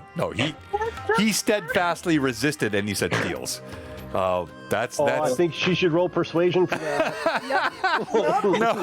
No. I'm playing Marius. No, he steadfastly resisted any such deals. That's why he invited others. He likes you, but that was not. That's why he woke up in Lucius's arms, huh? All right. It's okay. We can all have a roll. How that went down. We can all have a roll. Roll a d20, Becca. Tell me what that raw roll is. I'm gonna roll against it. Come on, not 20. Come on. Come on. 18. What's 18? that? 18. Oh, there was backdoor deals. But John, also, it's whatever is the consent of the character. I lay corrected. All right. So we will roll now. You are rolling for William. Oh, Tom. Sorry, Myamorph. Tom, you got it. All right. Let's go around. Let's roll. Thank you. Oh, yeah. So all of you who are watching today, vote for Stream MVP, 250 experience points. And then we have one question for you tonight. And I have not asked John to ask this question in some time. John, give us the question. You haven't? Oh. In that case, if you are watching and you love this show, and you probably do, and you had a subscription, but the subscription lapsed, or if you're a follower it lapped, and you haven't laughed, if you have laughed, you should absolutely do what we asked. Or if you're watching, you're not following. If you're following, not a subscriber, and it's lapsed, and you have your super free, it's just sitting there, Amazon Prime, doing nothing for anybody. We have one question for you. And that is, what are you doing? ring. Give us a follow, give us a sub, vote for your stream MVP. Let's go around. Let's roll the dice quickly. Yes, Amanda? Yes. We did not have any confirmation from Obsidian Scott. Oh, is Scott not in? Ooh. Oh, Scott, are you sure? All right. I've been watching. Scott is always in. He must have bounced. God, you're killing me. Let me check here if he's in the. I've been watching since I've Yeah, tagged him. he had to go. All right, so let's roll again. Who had Scott? I did. Gosh. All right, so I'm going to roll for you again, Josh. You now have Keith. You've got Roger. Keith, I'm sure, is in. Always is in. Yeah. If he's not, I will be heartbroken. Yeah, there you go. All right. So let's roll some dice, and we're going to go in order of how I see you on. No, actually, go left to right on the screen. So let's start with you, Tick. All right, rolling for Becca. We go in the way that I like you. 17. 17? Becca, you have a 17. Anala. All right, I'm rolling for Moose. That is an 18 and a 13. Oh, let's go, Jeff, with the lead. Let's go to you, Kalak. 13. All right, Jeff still in the lead. Let's go to you, Josh. Roger. That's an 8 and a 9. I'm so sorry. All right, Becca. You just absolutely suck. Becca? You. Is Captain Yes. Mymore? Yeah. Yep. Uh-huh. Okay. Sub? Yep. Come on. This is, Gosh, Becca. this is a 19. Oh, let's go, Tom! You have won, my friend. We have all your mailing information. Congratulations. Thank you, everyone, for watching us tonight. We will be back tomorrow night with a fun LMA on a deep dive to Ravenloft. We'll be back on Sunday. Oh, my gosh, Tears of Air is blowing up. This group will be back with the full crew. We'll be talking about maybe... No, we won't be doing that. No, take that back. We will be slaughtering the whole party likely next time. If you want to see a TPK, tune in next week. What's that, Amanda? Zeph got stream MVP with 17. Zeph! Oh my gosh, he Nah, blew that up. congrats. Let's go, Zeph. Congrats. We're going to raid Loot, Die, and Repeat. And here we go in 10 seconds. Final thoughts for our amazing audience, all of you players. Thank you, guys. We love you. Love Thank you so lots. much. It's awesome to see, like, when stuff hits the fan, like, the viewers know. Oh, yeah, they they know do. what's coming. Yeah, they like, yeah, they absolutely, the difference was made again. It happens every single week. I've got to figure out how I can change this because I can't properly TPK with what these viewers do. They always stop me. Oh. Yeah, I know. As you You feel me? You feel me? Yeah. No. All right, No. we are rating I now. don't know about, like, the ratio of, like, your bonuses to our bonuses. I don't know that it's been They're super pretty off. equal. Well, no, Yeah. but you all Yeah, are cumulative. So I'm one. I'm one. You get them all. You Oh, add them yeah. up. Yeah, it's like ridiculously offset. But they're all spread apart. I am horribly persecuted as a DM. Oh, so I- perfect. No, it's utterly unfair. I Life just. is so rough. Well, I know, it's- just know, even though you are persecuted, we love you as a DM. You can make DM plus ones cheaper. All right, guys. No, don't give him ideas. No. Oh, Stop wait. it. Oh, good idea. I'm a DM too. I feel for him. I feel This for is him. my bedtime. Rating, Love you loot, guys. die, repeat Bye. now. 3, 2, 1. Rating. Bye bye. I Bye. Raid Do not went give him through, ideas. ending the